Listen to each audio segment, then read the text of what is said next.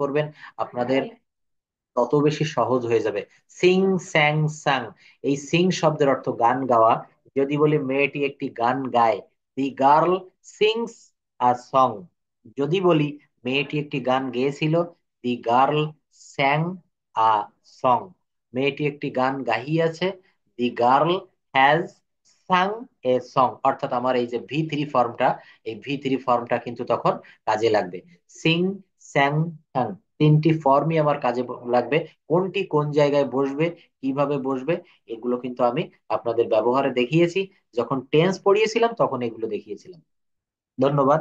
পরবর্তীতে দেখেন এখানে আর কি কি আছে। এখানে রয়েছে live, left, left, spend, spent, spend. বানানটা একটু ভালো করে খেয়াল করি আমরা। স্পেলিং এন্ড প্রোনাউন্সিয়েশন, SPEND, এবং ভি 2 যেটা বা পাস্ট, যেটা স্পেন্ট, SPENT, এবং পাস্ট পার্টিসিপলে রয়েছে SPENT। অর্থাৎ আমরা এখানে কি দেখতে পেলাম? এখানে আমরা দেখলাম যে প্রত্যেকটা ভার্বের ব্যবহার, প্রত্যেকটা ভার্বের গঠন, এবং প্রত্যেকটি ভার্ব কিভাবে আমরা চেঞ্জ করি। প্রেজেন্ট টেন্স থেকে পাস্ট টেন্স, পাস্ট টেন্স থেকে পাস্ট পার্টিসিপল ফর্ম কিভাবে আমরা ব্যবহার করি, প্রত্যেকটা ভার্ব আমরা তার ভিতরে দেখতে পেয়েছি। পরে রয়েছে দেখেন রাইজ, রোজ, রিজেন। রাইজ শব্দের অর্থ ওঠা বা উদিত হওয়া। The sun rises in the east, the sun rises in the east. Rise, rose, risen, rise, rose, risen. ভালো করে খেয়াল করবেন সবাই। রাইজ শব্দের অর্থ ওঠা, রোজ শব্দের অর্থ উঠেছিল, এবং রিজেন শব্দের অর্থ উদিত হওয়া, উদিত হইয়াছে, সূর্য উঠিয়াছে। The sun has risen. Land, land, land, freeze, froze, frozen. এইখানে আপনাদের প্রত্যেকটা ভার্ব ফর্ম কিন্তু মুখস্থ করা লাগবে। স্যারের বইটা যারা সংগ্রহ করেছেন, এই বইতে আপনারা এই ভার্ব ফর্ম গুলো পাবেন। এই বইতে ভার্ব ফর্ম গুলো 107 পেজে রয়েছে, দেখবেন 107, 8, 9। এই বইটা যারা সংগ্রহ করেছেন তাদের জন্য একটা সুসংবাদ হচ্ছে, আপনারা, আমি যে ক্লাসগুলো নিচ্ছি প্রত্যেকটা PDF ফাইল, ক্লাস রেকর্ড, আপনি যেভাবে দেখছেন এই ক্লাস রেকর্ড কিন্তু এই বইতেই সবকিছু দেওয়া আছে। আজ যেমন আমি পড়াচ্ছি chapter 8, conjugation of verb. Conjugation of verb, এটা কিন্তু স্যারের বইতেই রয়েছে। তো স্যার যারা বইটা অর্ডার করেছেন তারা সামনে একটু বইটা মেলে ধরতে পারেন। Page number 107। এখানে দেখেন আমি যে ভার্ব গুলা পড়াচ্ছি সবই কিন্তু হুবহু তুলে দেওয়া রয়েছে। Bring, broad, broad. ব্রিং শব্দের অর্থ হচ্ছে আনা। যদি বলা হয় সে একটি কলম নিয়ে এসেছিল, তখন কি হবে? হি ব্রট আ ফেন, ব্রট আ ফেন। ব্রাস্ট, ব্রাস্ট, বার্স্ট, বার্স্ট, বার্স্ট, অর্থাৎ ফেটে পড়া। ক্লাইম, এই শব্দগুলো আমি আপনাদের পড়িয়ে সময় নষ্ট করবো না, আমি পরবর্তী চ্যাপ্টারে চলে যাচ্ছি। এগুলো আপনারা পড়ে সবাই মুখস্থ করে ফেলবেন। ডিগ, ডাগ, ডাগ। ডিগ শব্দের অর্থ হচ্ছে খনন করা। আমি একটা কথা বলেছিলাম, ভার্ব এবং নাউন প্রত্যেকটা জায়গায় আমাদের কাজে লাগবে। প্রিপোজিশন এমন কোনো জিনিস নাই যেখানে আপনি ভার্ব, প্রত্যেকটা বাক্যের ভিতরে কিন্তু ভার্ব থাকবে। ভার্ব ছাড়া ইংলিশে কোনো সেন্টেন্স গঠন করা সম্ভব না। ভার্ব এবং টেন্স একই মুদ্রার এপিঠ ওপিঠ, এরা কিন্তু একই সঙ্গে জড়িত। টেন্স মানেই হচ্ছে ভার্বের পরিবর্তনকে টেন্স বলে। আশা করি আমার কথাগুলো আপনাদেরকে বুঝতে সহায়তা করবে। যে আমি যদি বলি আমি একটি ঘুড়ি তৈরি করি, এটা প্রেজেন্ট টেন্স, এটা বর্তমান কাল। এটার অতীতকাল কি হবে? আমি একটি ঘুড়ি তৈরি করেছিলাম। দেখেন এখানে শুধু ভার্বটা আমি চেঞ্জ করে দিলাম, আর কিছুই কিন্তু আমি চেঞ্জ করিনি। আমি একটি ঘুড়ি তৈরি করি, আর আমি একটি ঘুড়ি তৈরি করেছিলাম। আমি একটি ঘুড়ি তৈরি করি, আমি একটি ঘুড়ি তৈরি করেছিলাম। যখন আমি এই কথাটা, এই লাইনটা, এই বাক্যটা আমি ফিউচার টেন্সে করব তখন কি হবে? আমি একটি ঘুড়ি তৈরি করব। অর্থাৎ এখানে আপনারা ভালোভাবে খেয়াল করবেন যে টেন্সের পরিবর্তন, ভার্বের পরিবর্তনই কিন্তু আমার এখানে সব। আচ্ছা, তো পরবর্তীতে কি দেখলাম?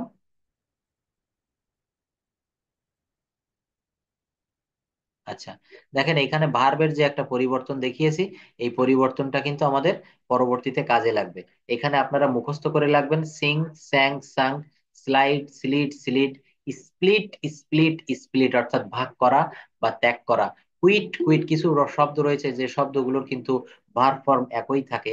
যেমন আমরা যদি বলি কাট, কাট মানে কেটে ফেলা। কাট শব্দের অর্থ কি বলেন তো? কেটে ফেলা। কাট শব্দের অর্থ হচ্ছে কেটে ফেলা। তো এখানে কিন্তু ভার্বের এই কাট শব্দের তিনটা ফর্মই কিন্তু একই থাকে। কাট, কাট কাট। আর কিছু কিছু শব্দ রয়েছে যেগুলো আমরা স্ট্রং ভার্ব এবং উইক ভার্বের ভিতরে যখন পড়িয়েছিলাম, তখন আপনারা দেখতে পাচ্ছিলেন যে আহ, কিছু কিছু ভার্বের ভিতরের ভাওয়েল পরিবর্তন করতে হয়। কিছু কিছু ভার্ব একই রকম থাকে, যেমন একটি বললাম কাট কাট কাট। এমন আরো অনেক শব্দ আছে। স্ক্রিনটাকে আপনারা দেখতে পাচ্ছেন? Please let me know that. Screen কি দেখা যাচ্ছে? আচ্ছা, কেটে গেলে একটু বলবেন, হ্যাঁ। তো পরবর্তীতে দেখেন আমাদের চ্যাপ্টার 9, আজ আমাদের প্রধান আলোচ্য বিষয় যেটি, সেটি হচ্ছে আমাদের chapter 9, practical use of tense part 1। Practical use কেন বলছে? এই লেসনের ভিতরে কিন্তু আমরা এই টেন্সের একটা প্র্যাকটিক্যাল ইউজ আমরা দেখতে পারবো। এই লেসনের ভিতরে আমরা প্র্যাকটিক্যাল ইউজ দেখতে পারবো। টেন্স যে 3 প্রকার রয়েছে, প্রথমে রয়েছে present tense, past tense and future tense. আবার প্রতিটি প্রতিটি টেন্সকে 4 ভাগে ভাগ করা হয়। বাট স্পোকেন ইংলিশ শেখার ক্ষেত্রে বা ইংরেজিতে কথা বলার ক্ষেত্রে আমাদের 12 প্রকার টেন্সের সবগুলোই প্রয়োজন হয় না। প্র্যাকটিক্যাল কমিউনিকেশন অ্যান্ড কনভারসেশনের জন্য শুধুমাত্র প্রেজেন্ট, পাস্ট এবং ফিউচার সিম্পল ইনডেফিনিট টেন্সের ব্যবহার বেশি হয়ে থাকে। কি বলছে এখানে? Present indefinite tense, past indefinite tense এবং ফিউচার ইনডেফিনিট টেন্সের ব্যবহার কিন্তু সব থেকে বেশি হয়ে থাকে। এছাড়া প্রেজেন্ট, পাস্ট এবং ফিউচার কন্টিনিউয়াস টেন্স গুলোরও ব্যবহার হয়ে থাকে। আর পারফেক্ট টেন্সের ভিতরে প্রেজেন্ট পারফেক্ট টেন্সের ব্যবহার বেশি লক্ষ্য করা যায়। Practical communication and conversation and past and future and perfect continuous tense গুলোরও ব্যবহার খুব বেশি পরিলক্ষিত হয় না। অর্থাৎ এখানে আমরা present, simple past and simple future tense নিয়ে একটু কথা বলবো। অর্থাৎ আমাদের কথা বলার ক্ষেত্রে যে টেন্স গুলো বেশি ব্যবহার করা হয়, সেগুলোই আমরা ভালোভাবে শিখবো এই চ্যাপ্টার থেকে। আমরা ইংলিশ ল্যাঙ্গুয়েজে কথা বলতে গেলে আমাদের দৈনন্দিন জীবনে যে সেন্টেন্স গুলা বেশি প্রয়োজন হয়, সেই সেন্টেন্স গুলা নিয়ে আমরা এখন একটু কথা বলবো। তো এই বাক্যগুলো আপনারা একটু ভালো করে খেয়াল করবেন। এখান থেকে আপনারা অনেক কিছু শিখতে পারবেন। আপনাদের প্রতিদিন যে কথাগুলো বলতে হয় সকাল থেকে till evening or till night, আমরা সকালে ঘুম থেকে উঠে পরের বিছানায় যাওয়া পর্যন্ত যে কথাগুলো বলি, এর 60 থেকে 70 ভাগ কথাবার্তা কিন্তু এই present indefinite tense, past indefinite tense এবং ফিউচার ইনডেফিনিট টেন্সে হয়ে থাকে। সামিউন নাহার, আপনি একটু বলেন তো প্রেজেন্ট ইনডেফিনিট টেন্স কেমন হয়, এটার গঠন প্রণালী কি, চেনার উপায় কি, এর কয়েকটা বাক্য বলেন। সামিউন নাহার।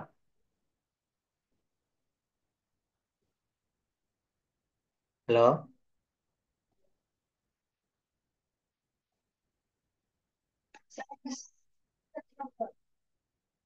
সামিউন নাহার।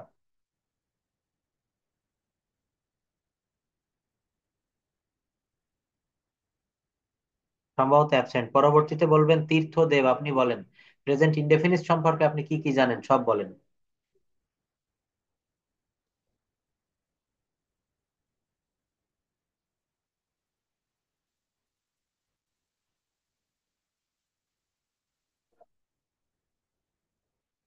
ধন্যবাদ, ধন্যবাদ। রাবেয়া বেগম, আপনি কয়েকটা উদাহরণ দিতে পারবেন প্রেজেন্ট ইনডেফিনিট টেন্সের, ইংলিশে কয়েকটা সেন্টেন্স বলেন তো।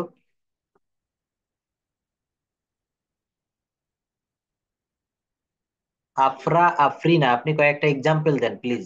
আফরা আফরিনা।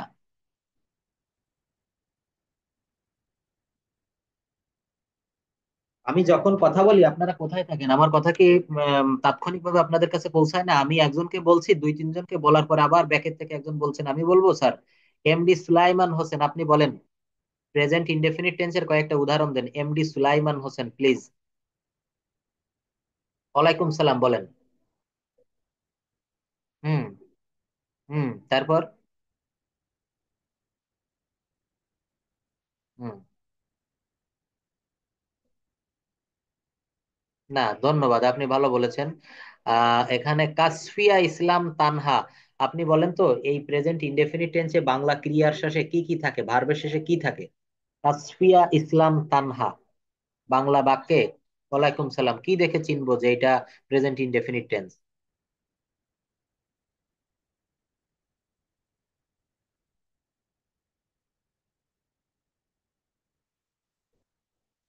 ধন্যবাদ। দেখেন, এখানে আমি আপনাদেরকে বলেছিলাম বাংলা বাক্যের শেষে কি থাকে বলেন তো। বাংলা বাক্যের শেষে রস্বই, এ, ও, অন্ত্যেষ্টিয় এই অক্ষরগুলো থাকে। আমার সাথে সবাই একটু মনে মনে বলেন, বাংলা বাক্যের শেষে রস্বই, অর্থাৎ রস্বইকার দীর্ঘইকার চেনেন তো, রস্বই, এ, ও, অন্ত্যেষ্টিয় এই শব্দগুলো থাকে। কিভাবে থাকে দেখেন, সে স্কুলে যায়, সে বাড়ি যায়, সে বিদ্যালয়ে যায়, তারা স্কুলে যায়, সে ভাত খায়, তারা ঘুড়ি উড়ায়। অর্থাৎ উড়ায় বানান কি? রস্যু রয়াকার অন্ত্যেষ্টিয়, অর্থাৎ বাংলা বাক্যের শেষে ভার্বের শেষে কি থাকে? রস্যই, এ, ও, অন্ত্যেষ্টিয় এই শব্দগুলো থাকে, যেমন করি, খায়, যায়, যান ইত্যাদি। অর্থাৎ এইখানে এই শব্দগুলো, এই অক্ষরগুলো যখন থাকবে তখন আমরা বুঝবো যে এগুলো প্রেজেন্ট ইনডেফিনিট টেন্স। আজকে আমাদের আলোচ্য বিষয় all about of simple tense. দেখেন এই জায়গাটুকু একটু খেয়াল করেন, all about of simple tense. কি বলেছে স্যার এখানে? All about of simple tense. Simple tense, indefinite tense, simple tense অথবা ইনডেফিনিট টেন্স একই কথা কিন্তু। দেখেন এই যে ইনফরমেশন গুলো আপনাদের দিচ্ছি না, এইগুলো যদি আপনারা ভালোভাবে নিতে পারেন, তাহলে আপনাদের ইংলিশ ল্যাঙ্গুয়েজটা অনেক অনেক সহজ হয়ে যাবে। এই যে কথাটা আমি এখানে লিখলাম, সিম্পল টেন্স অথবা প্রেজেন্ট ইনডেফিনিট টেন্স একই কথা। আমাদের কিছু কিছু এনসিয়েন্ট গ্রামারের লেখা দেখছিলাম প্রেজেন্ট ইনডেফিনিট টেন্স, এখন কি লিখছে জানেন? এখন লিখছে simple present tense. Simple present tense অর্থাৎ ওই ইনডেফিনিট টেন্স যা, সিম্পল প্রেজেন্ট টেন্স, সিম্পল টেন্সও তাই। আমরা সারাদিন 90 থেকে 95% কথাবার্তা শুধুমাত্র সিম্পল পাস্ট, প্রেজেন্ট, ফিউচার ব্যবহার করে বলতে পারি। অর্থাৎ এই অধ্যায়টি অত্যন্ত গুরুত্ব সহকারে স্টাডি করতে হবে। এই অধ্যায়টি অত্যন্ত গুরুত্ব সহকারে স্টাডি করতে হবে। পাস্ট সিম্পল টেন্স, কোনো কাজ অতীতকালে শেষ হয়েছিল, কখন শেষ হয়েছিল বলেন তো? কোনো কাজ অতীতকালে শেষ হয়েছিল, একটু মনে রাখবেন এই জায়গা। কোনো কাজ অতীতকালে শেষ হয়েছিল কিন্তু তার ফল এখন আর বর্তমান নেই, তাকে পাস্ট সিম্পল টেন্স বলে। অথবা আমরা এটাকে কি বলতে পারি? এটাকে পাস্ট ইনডেফিনিট টেন্স বলতে পারি। বাংলা ক্রিয়াপদের শেষে লাম, লেম, ল, তাম, তেম, ত এগুলো থাকে। ছন্দ বলে ফেললাম, লাম, লেম, ল, তাম, তেম, ত। ক্রিয়াপদের সাথে লাম, লে, লেন, নি, নাই এরকম থাকে। দেখেন আবার বলছে লাম, লে, লেন, নি, নাই এই শব্দগুলো কিন্তু থাকে। গঠন প্রণালী কি হবে? Subject plus V two plus ভার্বের পাস্ট ফর্ম প্লাস বাকি অংশ। অর্থাৎ হি ড্রিউ আ পিকচার, সে একটি ছবি এঁকেছিল। হি ড্রোভ আ কার, সে একটি গাড়ি চালিয়েছিল। হি স্পোক ইন ইংলিশ, সে ইংরেজিতে কথা বলেছিল। কি হবে? হি হি স্পোক ইন ইংলিশ। এইখানে দেখেন প্রত্যেকটা যে ভার্ব ব্যবহার করেছি, প্রত্যেকটা যে ভার্ব ব্যবহার করেছি আমি আপনাদের জন্য একটু ইন্ডিকেট করে দিচ্ছি, এগুলো একটু মার্ক করে দেয়। এই যে ড্রপ থেকে এসেছে ড্রিউ, ড্রাইভ থেকে এসেছে ড্রোভ, এবং স্পিক থেকে এসেছে spoke. He spoke in English, সে ইংরেজিতে কথা বলেছিল। যদি এখানে আমি লিখি, যেমন লিখলাম, এখানে দেখেন লিখলাম হি এট রাইস, এ টি ই, হি এট রাইস, সি ই। তাহলে এখানে কিন্তু আমি ইট এর ভি টু ফর্ম ব্যবহার করেছি, এট। তো আপনারা কি করবেন? আপনাদের বাড়িতে যে খাতা, আপনারা যখন নোটবুকে লিখবেন তখন এইভাবে অন্তত 20টা 30টা করে শব্দ লিখবেন পাস্ট ইনডেফিনিট টেন্সের। এটা কেন লিখতে বলছি জানেন? এটা লিখতে বলছি এই কারণে, আমি একটু আগে আপনার যে কনজুগেশন অফ ভার্ব দেখিয়ে এসেছি না, এই কনজুগেশন অফ ভার্ব যদি আপনারা মুখস্থ করতে পারেন, আপনার এরকম কয়েক শত বাক্য তৈরি করতে পারবেন। শুধু সাবজেক্ট প্লাস ভার্বের V two form plus object plus বাকি অংশ যদি আপনারা দিতে চান। তো এখানে আমরা কি কি শিখলাম? সংজ্ঞা শিখলাম, চিনিবার উপায় শিখলাম, এবং গঠন প্রণালী শিখলাম। কি কি শিখলাম বলেন তো? সংজ্ঞা শিখলাম, চিনিবার উপায় শিখলাম, এবং গঠন প্রণালী শিখলাম। এই বিষয়গুলো কিন্তু আপনাদের ভালোভাবে নিতে হবে। এই বিষয়গুলো আপনারা মানে এই কনজুগেশন আর ভার্ব যখন মুখস্থ করবেন তখন দেখবেন আপনারা নিজেরাই অনেক বাক্য তৈরি করতে পারবেন, অনেক বাক্য তৈরি করতে পারবেন। কিন্তু এই ভার্ব ফর্ম যদি আপনাদের জানা না থাকে, তাহলে কিন্তু বাক্য তৈরি করতে পারবেন না।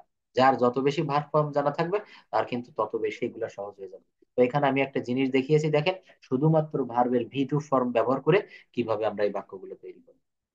হি ড্রিউ আ পিকচার, সে একটি ছবি এঁকেছিল। He drove a car, he spoke in English, he ate rice. এটা হয়ে গেল past simple tense. Past simple tense আমরা কিভাবে ব্যবহার করব, তার একটি নমুনা আমরা এখানে দেখলাম। পরবর্তীতে আমরা কথা বলবো প্রেজেন্ট সিম্পল টেন্স নিয়ে। প্রেজেন্ট সিম্পল টেন্স কিভাবে গঠন হচ্ছে এবং এটা কিভাবে আমরা চিনবো, কিভাবে এটার ব্যবহার করব, সেটা নিয়ে আমরা একটু কথা বলি। কোনো কাজ বর্তমানে হয় বা হয়ে থাকে, তাকে প্রেজেন্ট সিম্পল টেন্স বলে। সাধারণত প্রতিদিন বা বর্তমান কালের কোনো অভ্যাস, হ্যাবিট, চিরন্তন সত্য, ইউনিভার্সাল ট্রুথ, বৈজ্ঞানিক সত্য, সাইন্টিফিক ট্রুথ, ঐতিহাসিক সত্য, হিস্টোরিক্যাল ট্রুথ, এগুলোকে প্রেজেন্ট সিম্পল টেন্স বলা হয়। এগুলোকে কোন টেন্স বলা হয় বলেন তো? Present simple. আপনারা অনেকেই জানেন, কিন্তু এই প্রেজেন্ট সিম্পল টেন্সের আরো ভালো করে ব্যবহার আজকে শিখে যান। স্যার এই বইতে এত সুন্দর করে তুলে দিয়েছেন, আসলে সেটা আপনারা যারা বইটা হাতে পেয়েছেন তারা আমাদেরকে কমেন্ট বক্সে জানাচ্ছেন, এতে আমাদের দেখে পড়ে খুবই ভালো লাগছে। দেখেন এখানে এই কথাগুলো কি কখনো পড়েছেন? কোনো কাজ বর্তমানে হয় বা হয়ে থাকে তাকে প্রেজেন্ট সিম্পল টেন্স বলে। এই সংজ্ঞাটা আমরা সবাই জানি, কিন্তু এইটুক কি আপনারা তেমন কেউ দেখেছেন? সাধারণত প্রতিদিন বা বর্তমান কালের কোনো অভ্যাস, বর্তমান কালের অভ্যাস, যেমন আমি প্রতিদিন সকাল 10টার সময় ঘুম থেকে উঠি, আমি প্রতিদিন সকাল 10টায় স্কুলে, সরি, প্রতিদিন সকাল 6টায় ঘুম থেকে উঠি, প্রতিদিন সকাল 10টায় স্কুলে যাই। অভ্যাস, রেগুলার হয়ে গেছে এগুলো আমার। চিরন্তন সত্য, ইউনিভার্সাল ট্রুথ, কিভাবে? সূর্য পূর্ব দিকে ওঠে, সূর্য কিন্তু প্রতিদিন পূর্ব দিকে ওঠে, দুইয়ে দুইয়ে চার হয়। এই যে যে সত্যগুলো, এই সত্যগুলো কি? অর্থাৎ এগুলোকে বলা হচ্ছে চিরন্তন সত্য। বৈজ্ঞানিক সত্য রয়েছে, তারপর ঐতিহাসিক সত্য রয়েছে। বাংলাদেশ 1971 সালে স্বাধীন হয়। এখানে আমরা অনেকে বলি বাংলাদেশ 1971 সালে স্বাধীন হয়েছিল, কিন্তু এই বাক্যটা এভাবে আমরা বলতে পারি এবং এইভাবে আমরা ট্রান্সলেট করতে পারি, বাংলাদেশ 1971 সালে স্বাধীন হয়। তাজমহল নির্মাণ করেছিলেন কে? সম্রাট শাহজাহান। তো আমরা যদি বলি সম্রাট শাহজাহান তাজমহল নির্মাণ করেছিলেন, ভুল হবে না। কিন্তু এই ঐতিহাসিক যে সত্যগুলো, এই সত্য ইতিহাসের পাতায় যেগুলো রয়েছে, এগুলোকে বলা হয় হিস্টোরিক্যাল ট্রুথ। দেখেন, হিস্ট্রিক্যাল ট্রুথ, এগুলোকে বলা হয় ঐতিহাসিক সত্য। চিনিবার উপায় বাংলা ক্রিয়াপদের সাথে। তো আপনারা এই বিষয়গুলো মনে রাখবেন। এখানে কয়েকটা কথা বলেছি: অভ্যাসগত সত্য, চিরন্তন সত্য, বৈজ্ঞানিক সত্য এবং ঐতিহাসিক সত্য। এগুলো কিন্তু সব প্রেজেন্ট ইনডেফিনিট টেন্সের আওতায় পড়বে। এগুলো একটু মনে রাখবেন। এগুলোকে প্রেজেন্ট সিম্পল টেন্স বলা হয়। চিনিবার উপায় কি? বাংলা ক্রিয়াপদের সাথে রস্বই এ ও অন। দেখেন, আমি যে কথাগুলো বলেছিলাম সেই কথাগুলোই কিন্তু স্যার এখানে তুলে ধরেছে। দেখছেন, রস্বই এ ও অন্ত্যেষ্টিয় এই শব্দগুলো কিন্তু থাকে। সাবজেক্টের পর ভার্বের প্রেজেন্ট রূপ ব্যবহৃত হয়। সাবজেক্টের পর ভার্বের কোন রূপ ব্যবহৃত হয়? সাবজেক্টের পর ভার্বের প্রেজেন্ট রূপ ব্যবহৃত হয়। যেহেতু এটা সিম্পল প্রেজেন্ট টেন্স, তো সাবজেক্টের পরে ভার্বের প্রেজেন্ট রূপ ব্যবহার করা হবে। কিন্তু এখানে একটি কথা আছে, এই যে দেখেন স্যার এখানে লিখে দিয়েছে, আমরা সবাই এই লাইনটার সঙ্গে পরিচিত। যদি subject third person singular number একজন হয়, তাহলে কি হবে বলেন? ভার্বের পরে এস বা ইএস যোগ হয়। কেমন? Subject plus verb one plus ভার্বের base form plus subject plus V one plus extension. দেখেন, subject plus V one plus extension, এটা কিভাবে হচ্ছে? সাবজেক্ট, যেমন আমি এখানে একটা শব্দ লিখলাম আই রাইস, তো একেবারে সবাই এই বাক্যটা জানেন, আমি ভাত খাই। আই গো টু স্কুল, এইটা একটু লক্ষ্য করেন, I go to school, I go to school. তো এটা কি লিখলাম?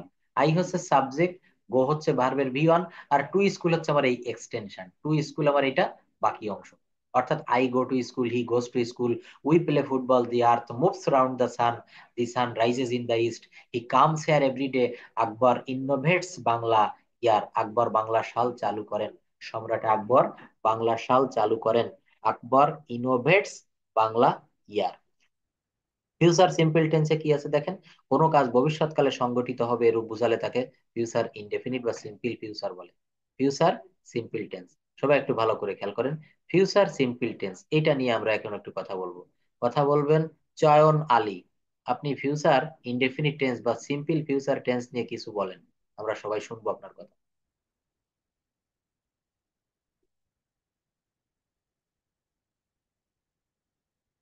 ক্যান ইউ হেয়ার মি, চয়ন আলী?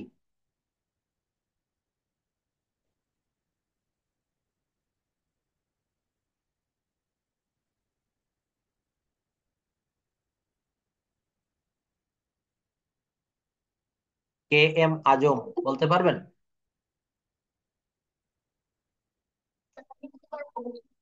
আমি যার সঙ্গে কথা বলবো জাস্ট সেই বলবেন, সবাইকে সুযোগ দিলে তো হবে না। এখানে অনেকেই রেইজ হ্যান্ড প্রেস করে রেখেছেন, আমি তাদের কাছ থেকে কিন্তু প্রশ্নগুলো নিচ্ছি। আপনারা একটু রেইজ হ্যান্ড প্রেস করবেন কাইন্ডলি। মুর্শিদা আক্তার, আপনি বলেন ফিউচার ইনডেফিনিট বা সিম্পল ফিউচার টেন্স কি কি জানেন? এর গঠন প্রণালী, চিনিবার উপায়ে কয়েকটি উদাহরণ বলেন। মুর্শিদা আক্তার। ওয়ালাইকুম সালাম, বলেন। সুন্দর।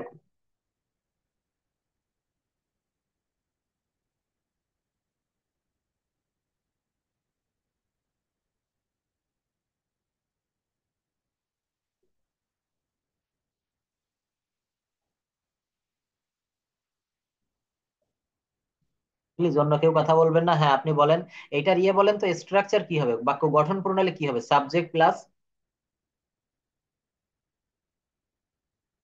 হ্যাঁ, শ্যাল বি বা উইল বি হবে না কেন? শ্যাল বি বা উইল বি কেন হবে না?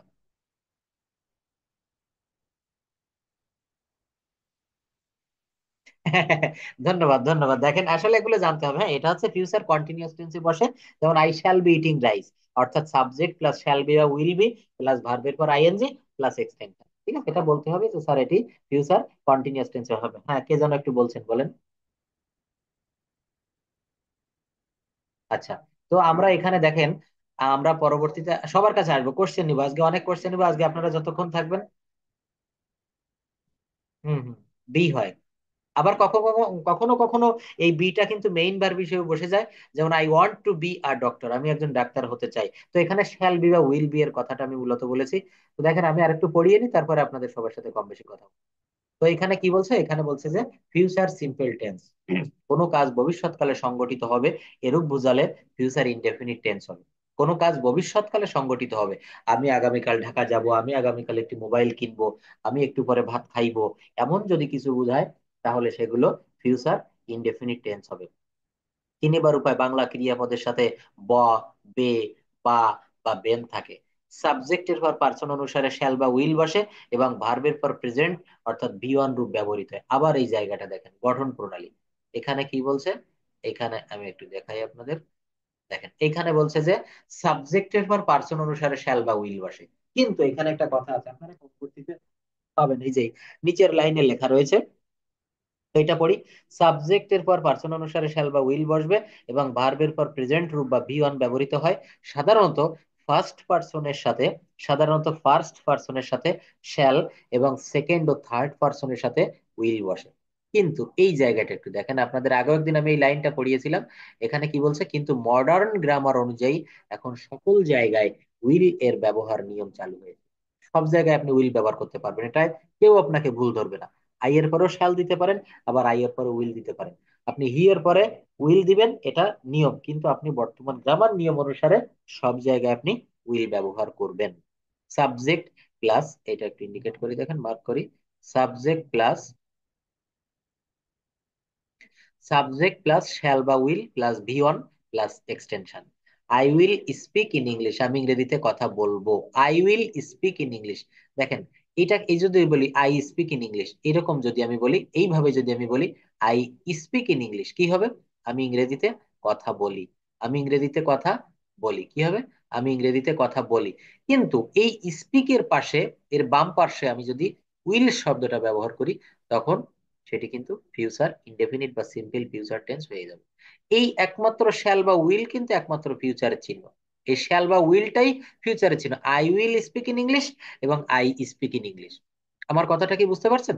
এখানে here you can see I will speak English আর আই স্পিক ইংলিশ, দুইটার ভিতরে পার্থক্য কি? যখন আমি লিখবো I speak English, I speak in English, আমি ইংরেজিতে কথা বলি। আর আমি যখন লিখলাম I will speak in English, তখন এটি হয়ে যাবে আমি ইংরেজিতে কথা বলবো। কি হবে বলেন তো? আমি ইংরেজিতে কথা বলবো, আমি ইংরেজিতে কথা বলবো। সো এখানে শ্যাল বা উইল এর ব্যবহার করলেই তো সাবজেক্ট প্লাস শ্যাল অথবা will plus V one plus extension. He will play football, সে ফুটবল খেলবে। They will go to school, তারা স্কুলে যাবে। সিম্পল টেন্সের গঠন দেখেন, এই সিম্পল টেন্সের সব গঠনগুলো এখানে আপনাদেরকে একটু আমি দেখাই। দেখেন, স্টার্টার, অর্থাৎ এখানে আপনি সাবজেক্টের জায়গায় আমরা লিখলাম স্টার্টার, কি লিখলাম বলেন তো, স্টার্টার। স্টার্টারের জায়গায় আই নিয়ে আসলাম একটি, এই জায়গাটা একটু ভালো করে খেয়াল করেন। এখানে আমি কি নিয়ে আসলাম, প্রথমে আনছি আই। তো এখানে আই এর পরে আমি এস বা ইয়েস হয় না, স্বাভাবিকভাবে এখানে হি বা সি থাকলে হতো। তাহলে I write a letter, I write a letter. আমি এই যে শেষের যে বক্সটি রয়েছে, এইখান থেকে আমি একটা অবজেক্ট নিলাম। এখানে স্টার্টার নিয়েছি আই, একটি ভার্ব নিয়েছি রাইট, আর পরবর্তীতে একটি অবজেক্ট নিয়েছি বা এক্সটেনশন যেটা বলতে পারেন, এ লেটার নিয়েছি। এইটা আমরা সঙ্গে সঙ্গে আবার পাস্ট টেন্সও শিখে যাব। কিভাবে শিখবো? এখানে স্টার্টার আই থাকবে, আই এর পরে নিলাম রোট, আই রোট আ লেটার, আমি একটি চিঠি লিখেছিলাম। এই একই সঙ্গে আমি ফিউচার টেন্স শিখে যাচ্ছি, কিভাবে দেখেন, I will write a letter. আমার কথা কি আপনারা বুঝতে পারছেন? আমার শেয়ার স্ক্রিনটা কি দেখতে পাচ্ছেন? যার যার ফোন বা ল্যাপটপ ডেস্কটপে একটু সংকেত দিবেন। I write a letter, I রোট a letter, I will write a letter. এই একটি বক্সের ভিতরে আমি এতক্ষণ যা যা পড়ালাম সব কিন্তু আপনারা এখানে পেয়ে যাবেন। এই একটি মাত্র বক্সের ভিতরে আপনারা সব এখানে পেয়ে যাচ্ছেন।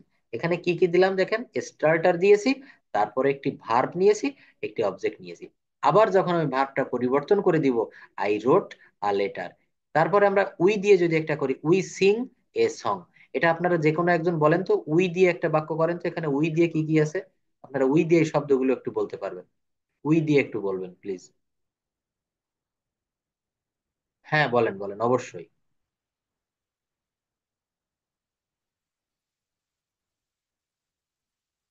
Wait a bit. এখানে আমরা একটি বক্সের ভিতরে আমি যা যা শিখালাম, এখানে আপনি উই দিয়ে করেন, উই দিয়ে সিং ব্যবহার করে আপনি তিনটা বাক্য বলে যান।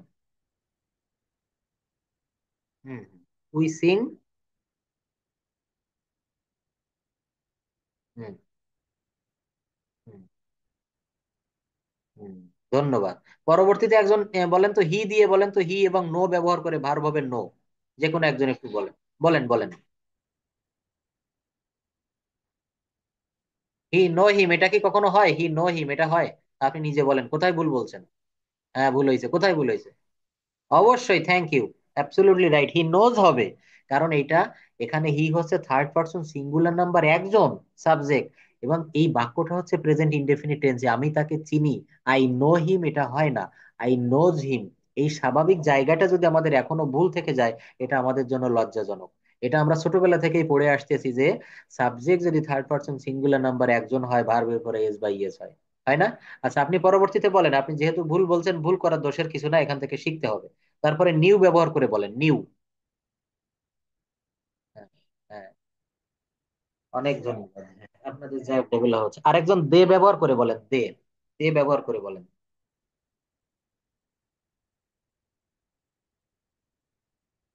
অবশ্যই, বলেন বলেন, হ্যাঁ বলেন।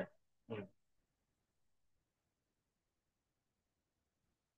ধন্যবাদ। আরেকজন রানা শব্দ ব্যবহার করে করেন, একেবারে শেষে দেখেন রানা রয়েছে, রানা। রানা এবং ইট, এটা দিয়ে বলেন, রানা ইট। হ্যাঁ, বলেন।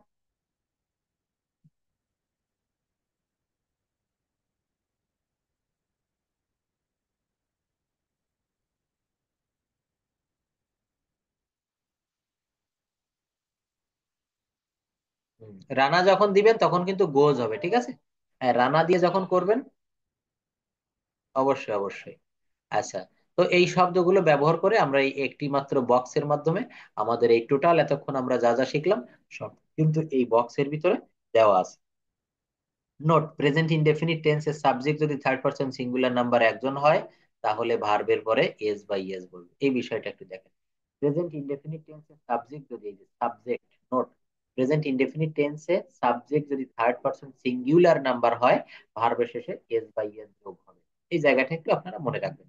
হি প্লেস ফুটবল, সে ফুটবল খেলে। হি প্লেস ফুটবল, সে ফুটবল খেলে। দেখেন এইখানে আমরা যে প্লেসটা ব্যবহার করেছি, এই জায়গাটা আপনারা কখনোই ভুল করবেন না। এটা ভুল হবে না, কি করলে ভুল হবে না জানেন? বেশি বেশি করে আপনাদের প্র্যাকটিস করতে হবে। আমি মাঝে মাঝে এসএসসি বা এইচএসসির বোর্ড পরীক্ষার খাতা আমার স্যাররা যারা দেখে, আমি তাদের পাশে যেয়ে দেখছি অধিকাংশ স্টুডেন্ট এই জায়গাটা ভুল করে। অত্যন্ত সাধারণ এবং খুব সহজ একটা বিষয়, কিন্তু এই জায়গাটা আমরা ভুল করে বসি। আমরা কেন ভুল করি? আমরা এটা প্র্যাকটিস করি না। কি পেলে ফুটবল আমরা লিখে দিয়ে চলে আসি। 100 স্টুডেন্টের ভিতরে মিনিমাম 60 থেকে 70 জন এই জায়গাটায় ভুল করে। কিন্তু যাদের প্রচুর পরিমাণে প্র্যাকটিস থাকে, তারা কিন্তু মুখে বলতে গেলেও এটা আর ভুল করে না, লিখতে গেলেও ভুল করে না। আমার কথাটা কি বুঝতে পারছেন? তো এই জায়গাগুলো খুব সাধারণ এবং সিম্পল বিষয়, এগুলো আপনারা একটু খেয়াল রাখবেন। হি প্লেড ফুটবল, সে ফুটবল খেলেছিল। হি উইল প্লে ফুটবল, সে ফুটবল খেলবে। দে স্পিক ইন ইংলিশ, তারা ইংরেজিতে কথা বলে। দে স্পোক ইন ইংলিশ, তারা ইংরেজিতে কথা বলেছিল। They will speak in English, তারা ইংরেজিতে কথা বলবে। They will speak in English, তারা ইংরেজিতে কথা বলবে। Step two, negative sentence. Step two, negative sentence. এখানে দেখেন আমি আরেকটু বলে আসি, হি প্লেড ফুটবল, সে ফুটবল খেলেছিল। He will play football, future indefinite, সে ফুটবল খেলবে। দে স্পিক ইন ইংলিশ, তারা ইংরেজিতে কথা বলে। দে স্পোক ইন ইংলিশ, তারা ইংরেজিতে কথা বলেছিল। They will speak in English, তারা ইংরেজিতে কথা বলবে। অর্থাৎ একটি ভি টু অ্যান্ড একটি হচ্ছে ফিউচার, অর্থাৎ পাস্ট ইনডেফিনিট এবং ফিউচার ইনডেফিনিট। এখানে আপনাদেরকে একটু বলে রাখি, এখানে আমরা যতগুলো বাক্য দেখাচ্ছি, সব হচ্ছে simple present, simple past and simple future. Step two, negative sentence. দেখেন আমরা কিভাবে নেগেটিভ করব, এই একটি মাত্র বক্সের মাধ্যমে আমরা কিন্তু নেগেটিভ সেন্টেন্স সম্পর্কে একটা টোটাল ধারণা পাবো। এখানে কিভাবে বাক্যগুলো negative. Subject plus auxiliary verb plus base form plus main verb object এবং ইনফিনিট ভার্ব। দেখেন এখানে প্রথমে একটি সাবজেক্ট নিলাম আমি উই, প্রেজেন্ট অক্সিলারি ভার্ব এখানে কি নিলাম উই ডোন্ট। দেখেন আমি আবারও বলছি, আমরা এই বক্সের মাধ্যমে নেগেটিভ করা শিখবো। এর উপরে কিন্তু আমি আপনাদের বিগত দিনগুলোতে ক্লাস করিয়েছি। ইউ ডোন্ট, এখান থেকে আমি সাবজেক্ট নিলাম ইউ, এখান থেকে আমি একটা নেগেটিভ অক্সিলারি ভার্ব, দেখেন এই যে ডোন্ট বা ডাজেন্ট, ইউ এর পরে কখনো ডাজেন্ট বসে না, এটা তো আপনারা জেনে গেছেন। তাহলে কি হবে, you don't write a letter, তুমি একটি চিঠি লিখো না। He doesn't sing a song, সে একটি গান গায় না। পাস্ট সিম্পল ব্যবহার করবেন কিভাবে, যেমন দেখেন এখান থেকে আমি দে নিলাম, ভালো করে খেয়াল করেন সবাই, they didn't draw a fixture, they didn't draw a fixture, they didn't draw a fixture. আমার সঙ্গে বলবেন, ক্রস গাইবেন আমার সঙ্গে, দেখবেন আপনাদের অনেক কাজে দেবে। রানা দিয়ে যদি করি ফিউচারে কি হবে, Rana won't go there, Rana won't go there. এটা যদি পজিটিভ বা অ্যাফার্মেটিভে বলেন কেমন আসে, Rana will go there, Rana will go there. কিন্তু এটা যখন আপনি নেগেটিভ করবেন, Rana won't go there, Rana won't go there, Rana সেখানে যাবে না। অর্থাৎ এই বক্স ব্যবহার করে আপনারা যে কেউ একটু আমার সঙ্গে কথা বলবেন, এই বক্সের ভিতর থেকে আমরা কিভাবে আহ নেগেটিভ করব সেই বিষয়গুলো আপনাদের সঙ্গে আমি একটু শেয়ার করি। সামিউন নাহার, আপনি বলেন।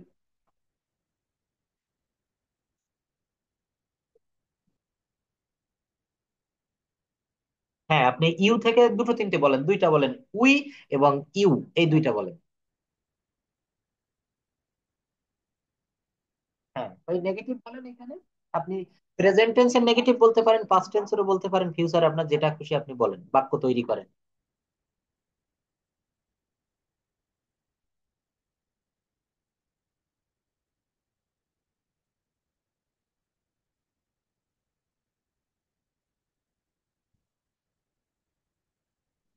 ধন্যবাদ।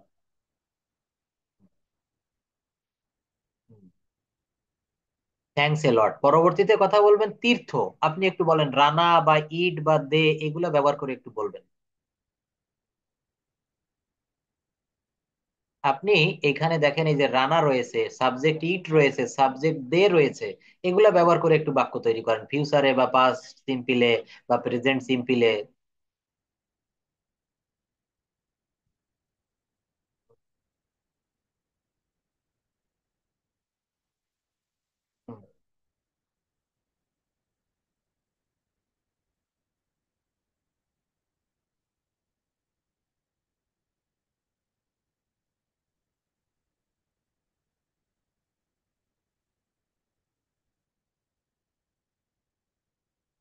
আচ্ছা, ধন্যবাদ। এখানে আমি নতুন একটু কথা বলবো।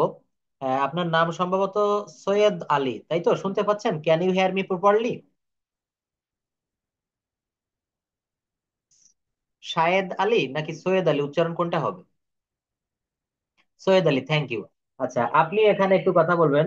আমি যে এতক্ষণ পড়ালাম present indefinite tense, past indefinite tense এবং ফিউচার ইনডেফিনিট টেন্স, এর ভিতরে আপনি তিনটা বাক্য বলবেন।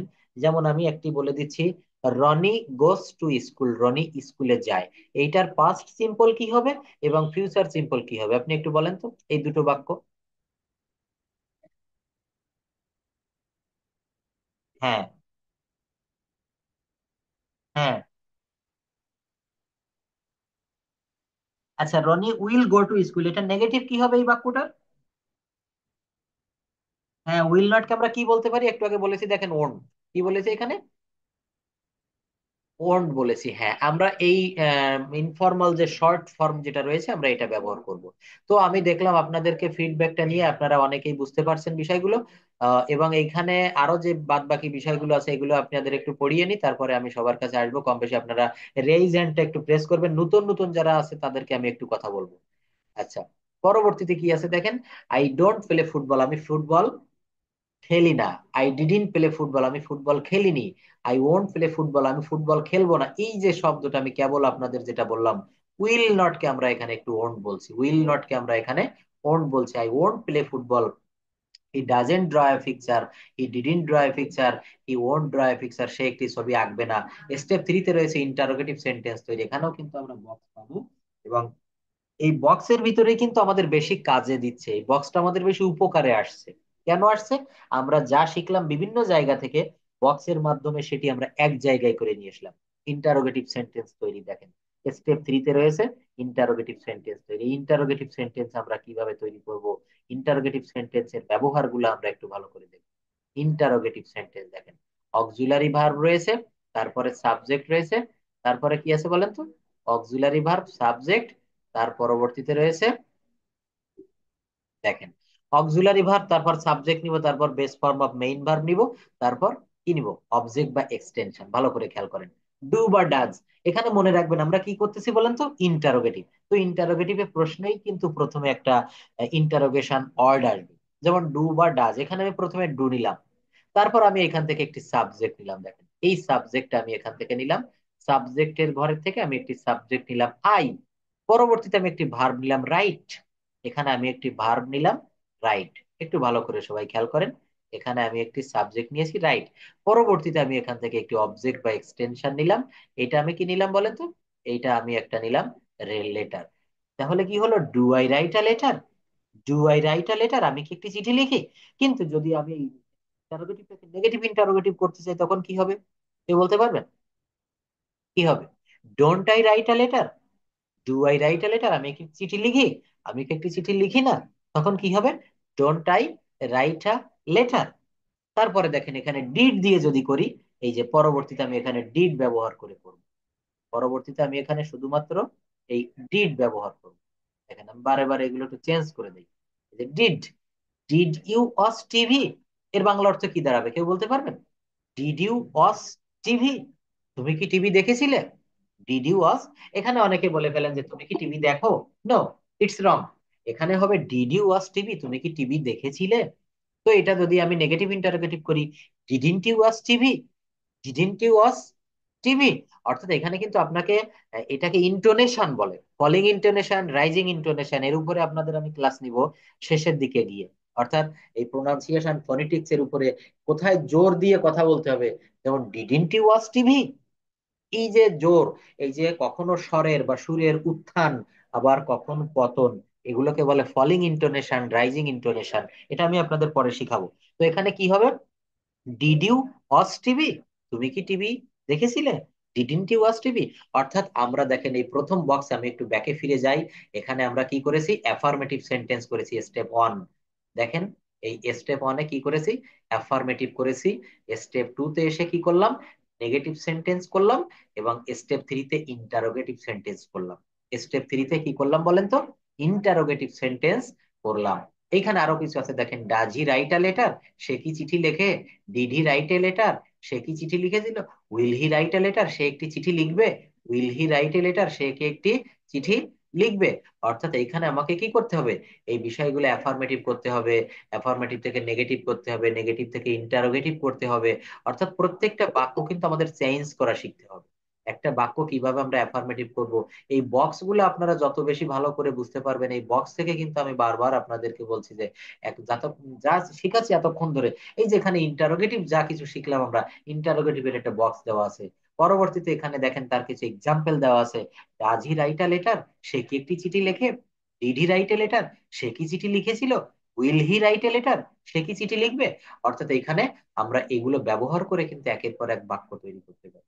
স্টেপ 4-এ কি আছে দেখেন, স্টেপ 4 এর মাধ্যমে নেগেটিভ ইন্টারোগেটিভ, প্রশ্ন বোধক বা না বোধক তৈরি করা, প্রশ্ন না বোধক নেগেটিভ ইন্টারোগেটিভ। এখানে তো আমি আপনাদেরকে দেখিয়ে দিয়েছি, যেমন ডিড ইউ ওয়াচ টিভি, তুমি কি টিভি দেখেছিলে।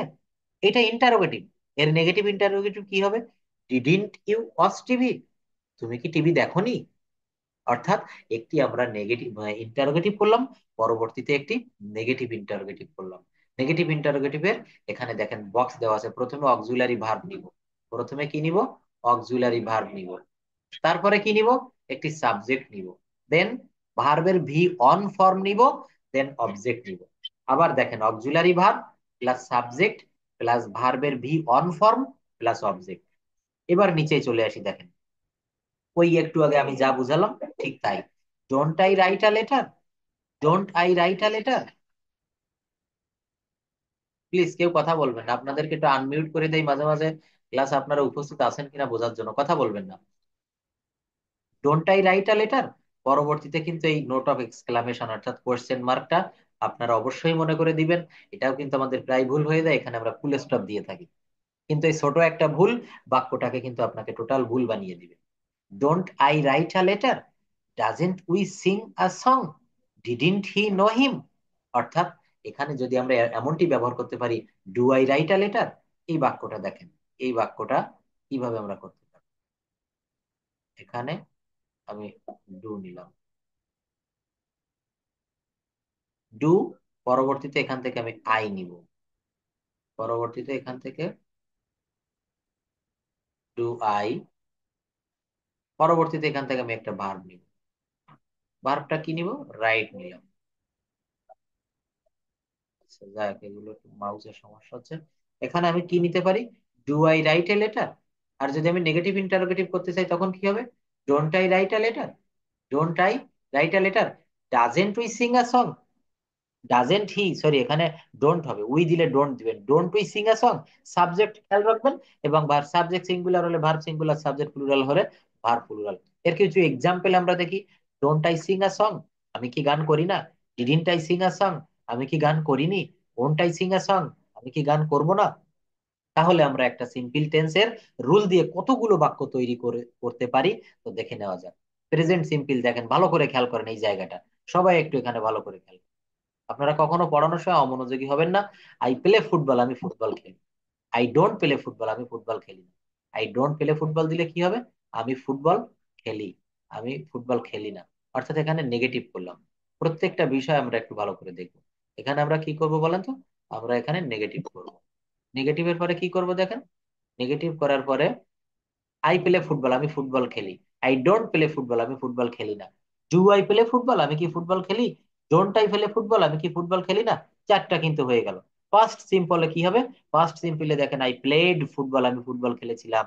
আই ডিডন্ট প্লে ফুটবল, আমি ফুটবল খেলিনি। ডিড আই প্লে ফুটবল, আমি কি ফুটবল খেলেছিলাম। ডিডন্ট আই প্লে ফুটবল, আমি কি ফুটবল খেলিনি। ডিডন্ট আই প্লে ফুটবল, আমি কি ফুটবল খেলিনি। ইম্পর্টেন্স নোট দেখেন, স্টেপ 3 এর আগে WH ওয়ার্ড। এতক্ষণ যা পড়ালাম, আরো ইম্পর্টেন্ট জিনিস কিন্তু এখানে বোঝানো হচ্ছে। সবাই একটু ভালো করে মনোযোগ দিয়ে এই জায়গাটাকে।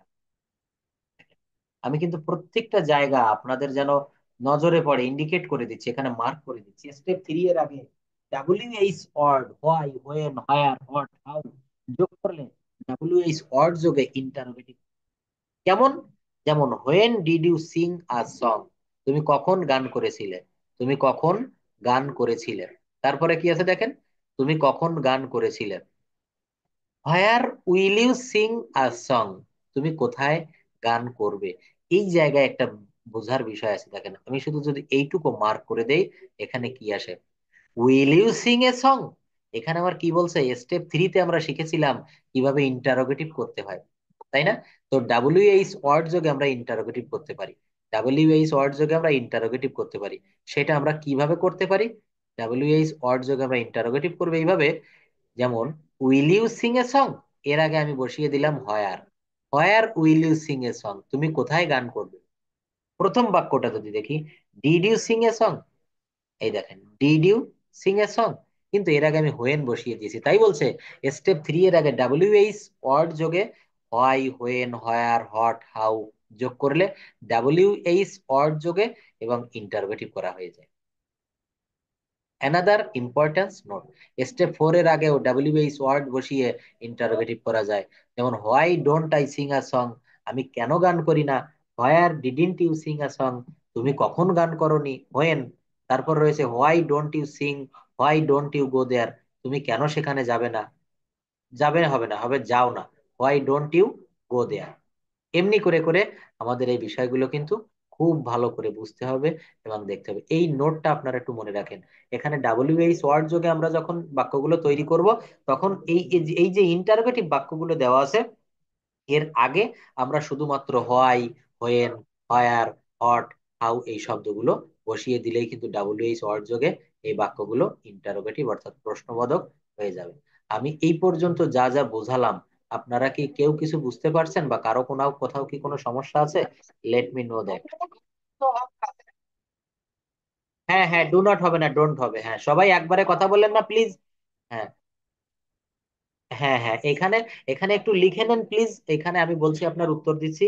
এটা হচ্ছে নাউনের আগে নট বসবে, আর প্রোনাউনের পরে নট বসবে। এটা একটু মনে রাখবেন, এটা আমি ক্লাসের শেষে একটু দেখিয়ে দেবো। আগে একদিন আপনি কে যেন কোয়েশ্চেন করেছিলেন যে স্যার এই ধরনের বাক্যের নট কোথায় বসবে। এই নট গুলা বসবে হচ্ছে নাউনের আগে নট বসবে, আর প্রোনাউনের পরে নট বসবে। এটা আমি পরবর্তী দেখাচ্ছি। হ্যাঁ, হ্যাঁ। আচ্ছা, নির্ঝর হক, আপনি একটু বলবেন প্লিজ, এই পর্যন্ত আমি যা যা পড়িয়েছি আজকে, এই যে একটা তিনটা বক্স করে দেখালাম, এবং present indefinite tense, past indefinite tense এবং ফিউচার ইনডেফিনিট টেন্স, এখানে কি আপনার কোথাও কোনো সমস্যা আছে? এমডি বায়েজিদ, আপনি একটু কথা বলবেন প্লিজ, এখানে কি কোনো সমস্যা আছে? আর দেখেন, আমার নাম্বারটা আপনাদের দিয়ে দিয়েছিলাম, আপনারা এখানে মাত্র 10-15 জন সবসময় দেখছি টাচে থাকেন, সবসময় আমার সঙ্গে যোগাযোগ করেন। আপনারা এক একজন এক এক পেশায় আছেন, অনেক ব্যস্ত থাকেন আমি জানি। তারপরও আমি ছোট ছোট যে কাজগুলো দিই, এইগুলো আপনারা একটু করে আমার হোয়াটসঅ্যাপে পাঠাবেন। এগুলো আমার কোনো কাজে লাগবে না, কিন্তু আপনাদের অনেক উপকার দেবে।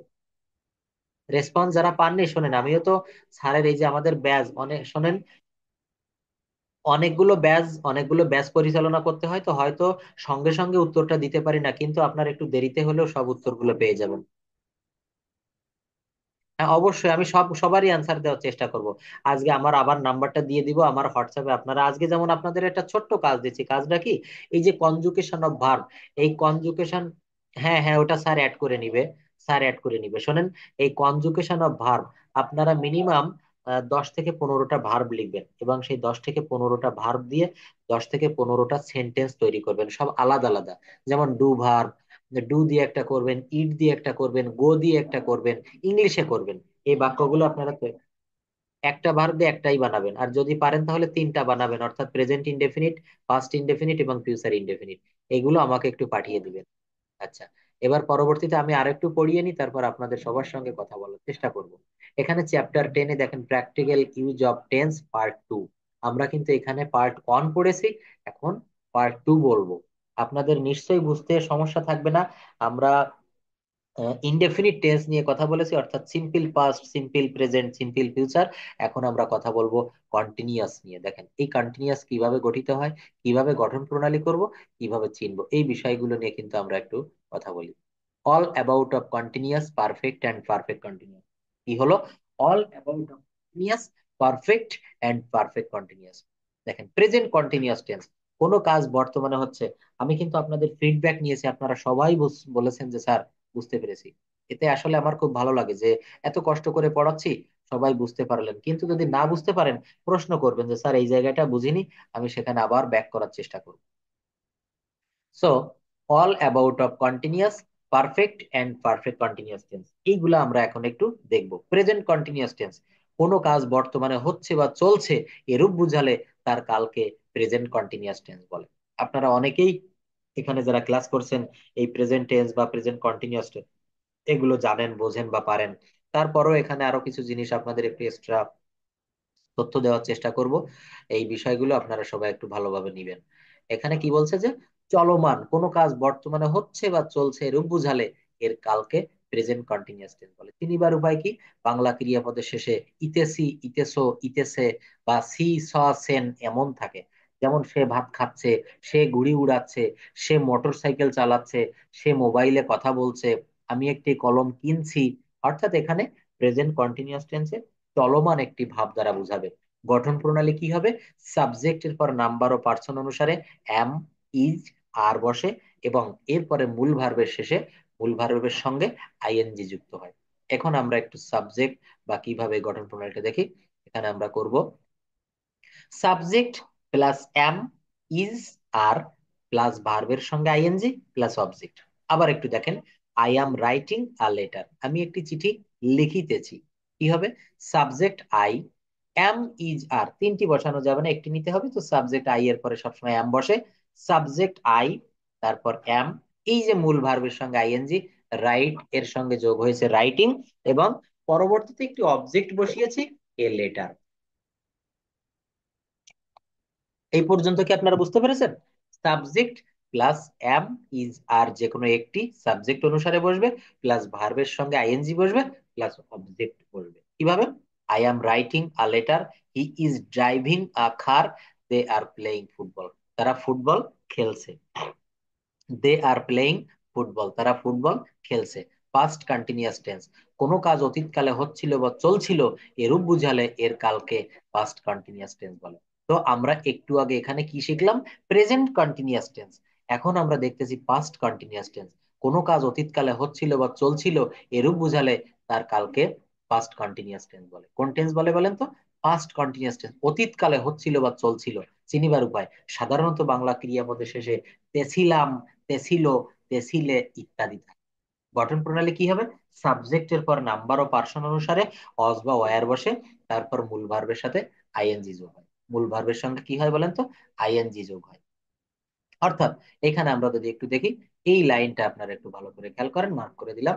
সাবজেক্ট প্লাস অজ বা ওয়্যার প্লাস মূল ভার্বের সঙ্গে আইএনজি প্লাস অবজেক্ট। এখানে আমি একটা কম্পেয়ার করে দিব।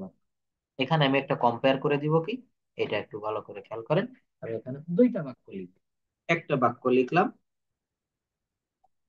আই was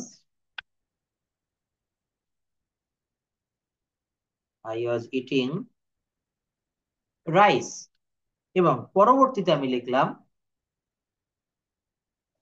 এটা একটু আগে লিখলে ভালো হতো, তো আমি এটা পরে লিখলাম, I am I am eating. দেখেন, কন্টিনিউয়াস টেন্সের এখানে দুইটা ফর্ম আমি লিখলাম।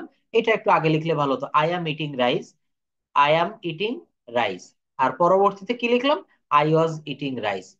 Here you can see. তো এইখানে অ্যাম লিখেছি, আর এই বাক্যটা আমি লিখছি ওয়াজ। আর কিন্তু কোথাও আমি কোনো পরিবর্তন ঘটাইনি। আই ইটিং রাইস, সেকেন্ড সেন্টেন্সে লিখেছি আই ইটিং রাইস। শুধুমাত্র অক্সিলারি ভার্বের পরিবর্তন করেছি।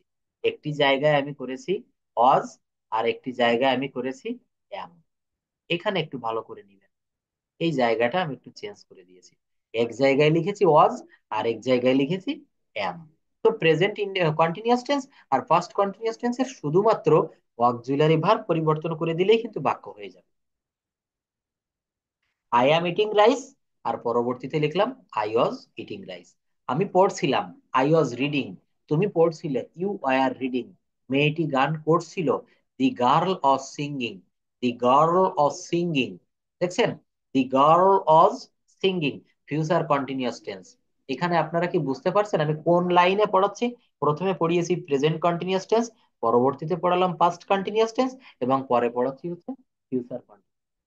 একটু আগে আমার যে চ্যাপ্টার 9 ছিল, 9 নাকি 8, ওইখানে কিন্তু আমি সব প্রেজেন্ট সিম্পল নিয়ে আমি আলোচনা করেছি, অর্থাৎ present indefinite tense, past indefinite tense, then future indefinite tense. এখন all about of continuous tense, আমি কন্টিনিউয়াস টেন্স নিয়ে কথা বলছি। এই জায়গাটা একটু ভালো করে আমরা খেয়াল করি। কন্টিনিউয়াস টেন্স কিভাবে হচ্ছে, কেন হচ্ছে, এর গঠন প্রণালী বিস্তারিত সব এখানে আমরা একটু কথা বলবো। কোনো কাজ ভবিষ্যতে হতে থাকবে এরূপ বুঝালে এর কালকে ফিউচার কন্টিনিউয়াস টেন্স বলে। কি হচ্ছে? ভবিষ্যতে কিন্তু এগুলো হতে থাকবে। ভবিষ্যতে এগুলো হতে থাকবে। বাংলা ক্রিয়াপদের শেষে ইতে থাকবে, তে থাকবে, তে থাকিবে, এগুলো বসবে। গঠন প্রণালী কি হবে? সাবজেক্ট প্লাস শ্যাল বি বা উইল বি প্লাস মূল ভার্বের সঙ্গে আইএনজি। যেমন আমি করতে থাকবো, আই শ্যাল বি ডুইং, অথবা আই উইল বি ডুইং। তুমি করতে থাকবে, you shall be doing, you shall be doing. তোমরা, আমরা তোমার জন্য অপেক্ষা করতে থাকবো, আমরা তোমার জন্য অপেক্ষা করতে থাকবো। We shall be waiting for you, we shall be waiting for you. আপনারা নিশ্চয়ই বুঝতে পারছেন যে আমি কিভাবে পড়াচ্ছি। কন্টিনিউয়াস টেন্স দেখেন, কন্টিনিউয়াস টেন্স স্টেপ ওয়ান এর মাধ্যমে হ্যাঁ বোধক বাক্য তৈরি। I am writing a letter, এই সেই বক্স কিন্তু আবার চলে এসেছে। অর্থাৎ এখানে কিন্তু আমি একটা সূত্র মেইনটেইন করে আপনাদের পড়াচ্ছি। সেই সূত্রটা কি বলেন তো? সেই সূত্রটা কি কেউ বলতে পারবেন? সেই সূত্র হচ্ছে, আমি আপনাদের এখানে কত চ্যাপ্টার কত ছিল একটু দেখে আসি। চ্যাপ্টার 10, এটা তো 9 10 পড়াচ্ছি। চ্যাপ্টার 9-এও কিন্তু আমি এই একটা বক্স আপনাদের সামনে বের করে দিয়েছিলাম। এখানে দেখেন আমি যা যা পড়িয়ে আসছি সব আছে, subject plus auxiliary verb plus verb plus ING plus object. কিভাবে হবে? যেমন I, I am writing a letter. এইটা যদি আমি পাস্ট কন্টিনিউয়াস করি তখন কি হবে? I was writing a letter. আবার ওই বাক্যটা আমি যদি ফিউচার কন্টিনিউয়াস করি তখন কি হবে? I will be writing a letter. এখানে কিন্তু I shall write a letter দিলে হবে না, I will be writing a letter অথবা I shall be writing a letter. এই জায়গাটা যদি আপনারা বুঝতে পারেন, এখান থেকে আমি আপনাদের একটু কোশ্চেন করব। এখানে কথা বলবেন রাজীব শেখ। আপনাকে আনমিউট করে দিচ্ছি। আপনি এই বক্স দেখে কিছু বাক্য একটু তৈরি করবেন। সবাই একবারে কেউ কথা বলে উঠবেন না প্লিজ, তাহলে কারোরই বোঝা যাবে না। এখানে রাজীব শেখ, আপনি একটু বলেন যে আই দিয়ে, আমি তো বলেছি উই দিয়ে বলেন, উই দিয়ে এই এই যে যে বক্স গুলো আছে এখান থেকে আপনি কিছু বাক্য তৈরি করেন। আর were will be playing cricket. ও আচ্ছা আচ্ছা আচ্ছা, তাহলে কালে আমার চেঞ্জ করে দিচ্ছি, সমস্যা নেই। এবার বোঝা যাচ্ছে? বলেন। উই দিয়ে বলেন, উই দিয়ে বাক্য তৈরি করেন, উই আর প্লেইং ক্রিকেট। এবার এটার পাস্ট কন্টিনিউয়াস বলেন, পাস্ট কন্টিনিউয়াস। হুম। কি হবে? We were playing cricket. আর ফিউচার কন্টিনিউয়াস কি হবে বলেন?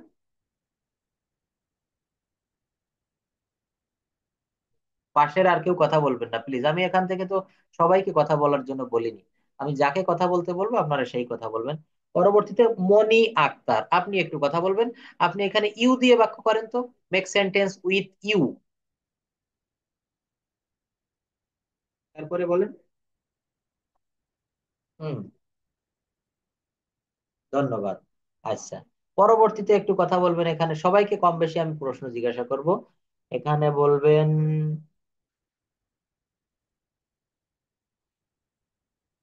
যারা নতুন তাদেরকে, এমডি আলাল, আপনি একটু বলবেন আপনি কি দিয়ে বাক্য করবেন। আপনি সি দিয়ে বলেন, সি। সি দিয়ে তৈরি করেন।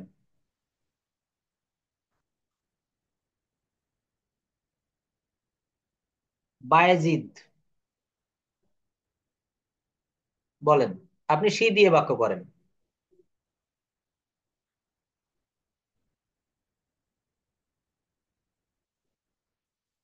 তারপরে দে দিয়ে কথা বলতে পারবেন? দে দিয়ে কে বলবেন? সামিউন নাহার, আপনি দে দিয়ে বলেন। বলেন বলেন। এরপরে এমডি হোসনে আরা বলবেন। এরপর বলবেন এমডি হোসনে আরা। আপনি বলেন এখানে দে দিয়ে শুরু করেন, দে একেবারে শেষ লাইন। হুম। হুম। হুম। এখানে উইল দিলে কি হতো? উইল দিলে হুম। কিন্তু উইল বি কেন হবে? উইল কেন হবে না? হুম। ধন্যবাদ। ফিউচার কন্টিনিউয়াস, কিন্তু এটা যদি ফিউচার পারফেক্ট করতে বলি, আপনি বলতে পারবেন যে তারা একটি চিঠি লিখিয়া থাকবে, বাংলা এরকম, তারা একটি চিঠি লিখিয়া থাকবে, এটা কি হবে ফিউচার পারফেক্ট টেন্সে? ধন্যবাদ। এই যে আপনারা টেন্স পেরে গেছেন, টেন্স সম্পর্কে আপনাদের ধারণা এসে গেছে। টেন্স। নরোত্তম দাস, নরোত্তম দাস, আপনি একটু কথা বলেন। এখানে রানা দিয়ে বলেন, নরোত্তম দাস রানা দিয়ে করেন, বাক্য করেন রানা। তারপরে এই যে উইল বি রিডিং বুক, এগুলো করেন। ও কালার সেন্স, সরি। তো এখানে আপনারা কিন্তু প্রত্যেকেই বাক্যগুলো তৈরি করবেন, দেখবেন যে আপনাদের নিজেদের ভিতরে একটা কনফিডেন্স চলে আসছে। রানা দিয়ে শব্দ তৈরি করেন, নরোত্তম দাস, আপনি বলেন। Start now.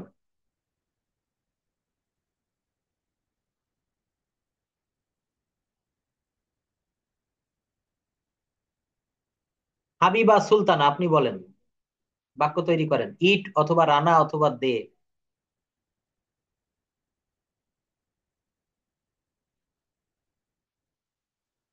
হুম হুম, দেখা যাচ্ছে না? কেন, সবাই কি দেখতে পাচ্ছেন আমার স্ক্রিন?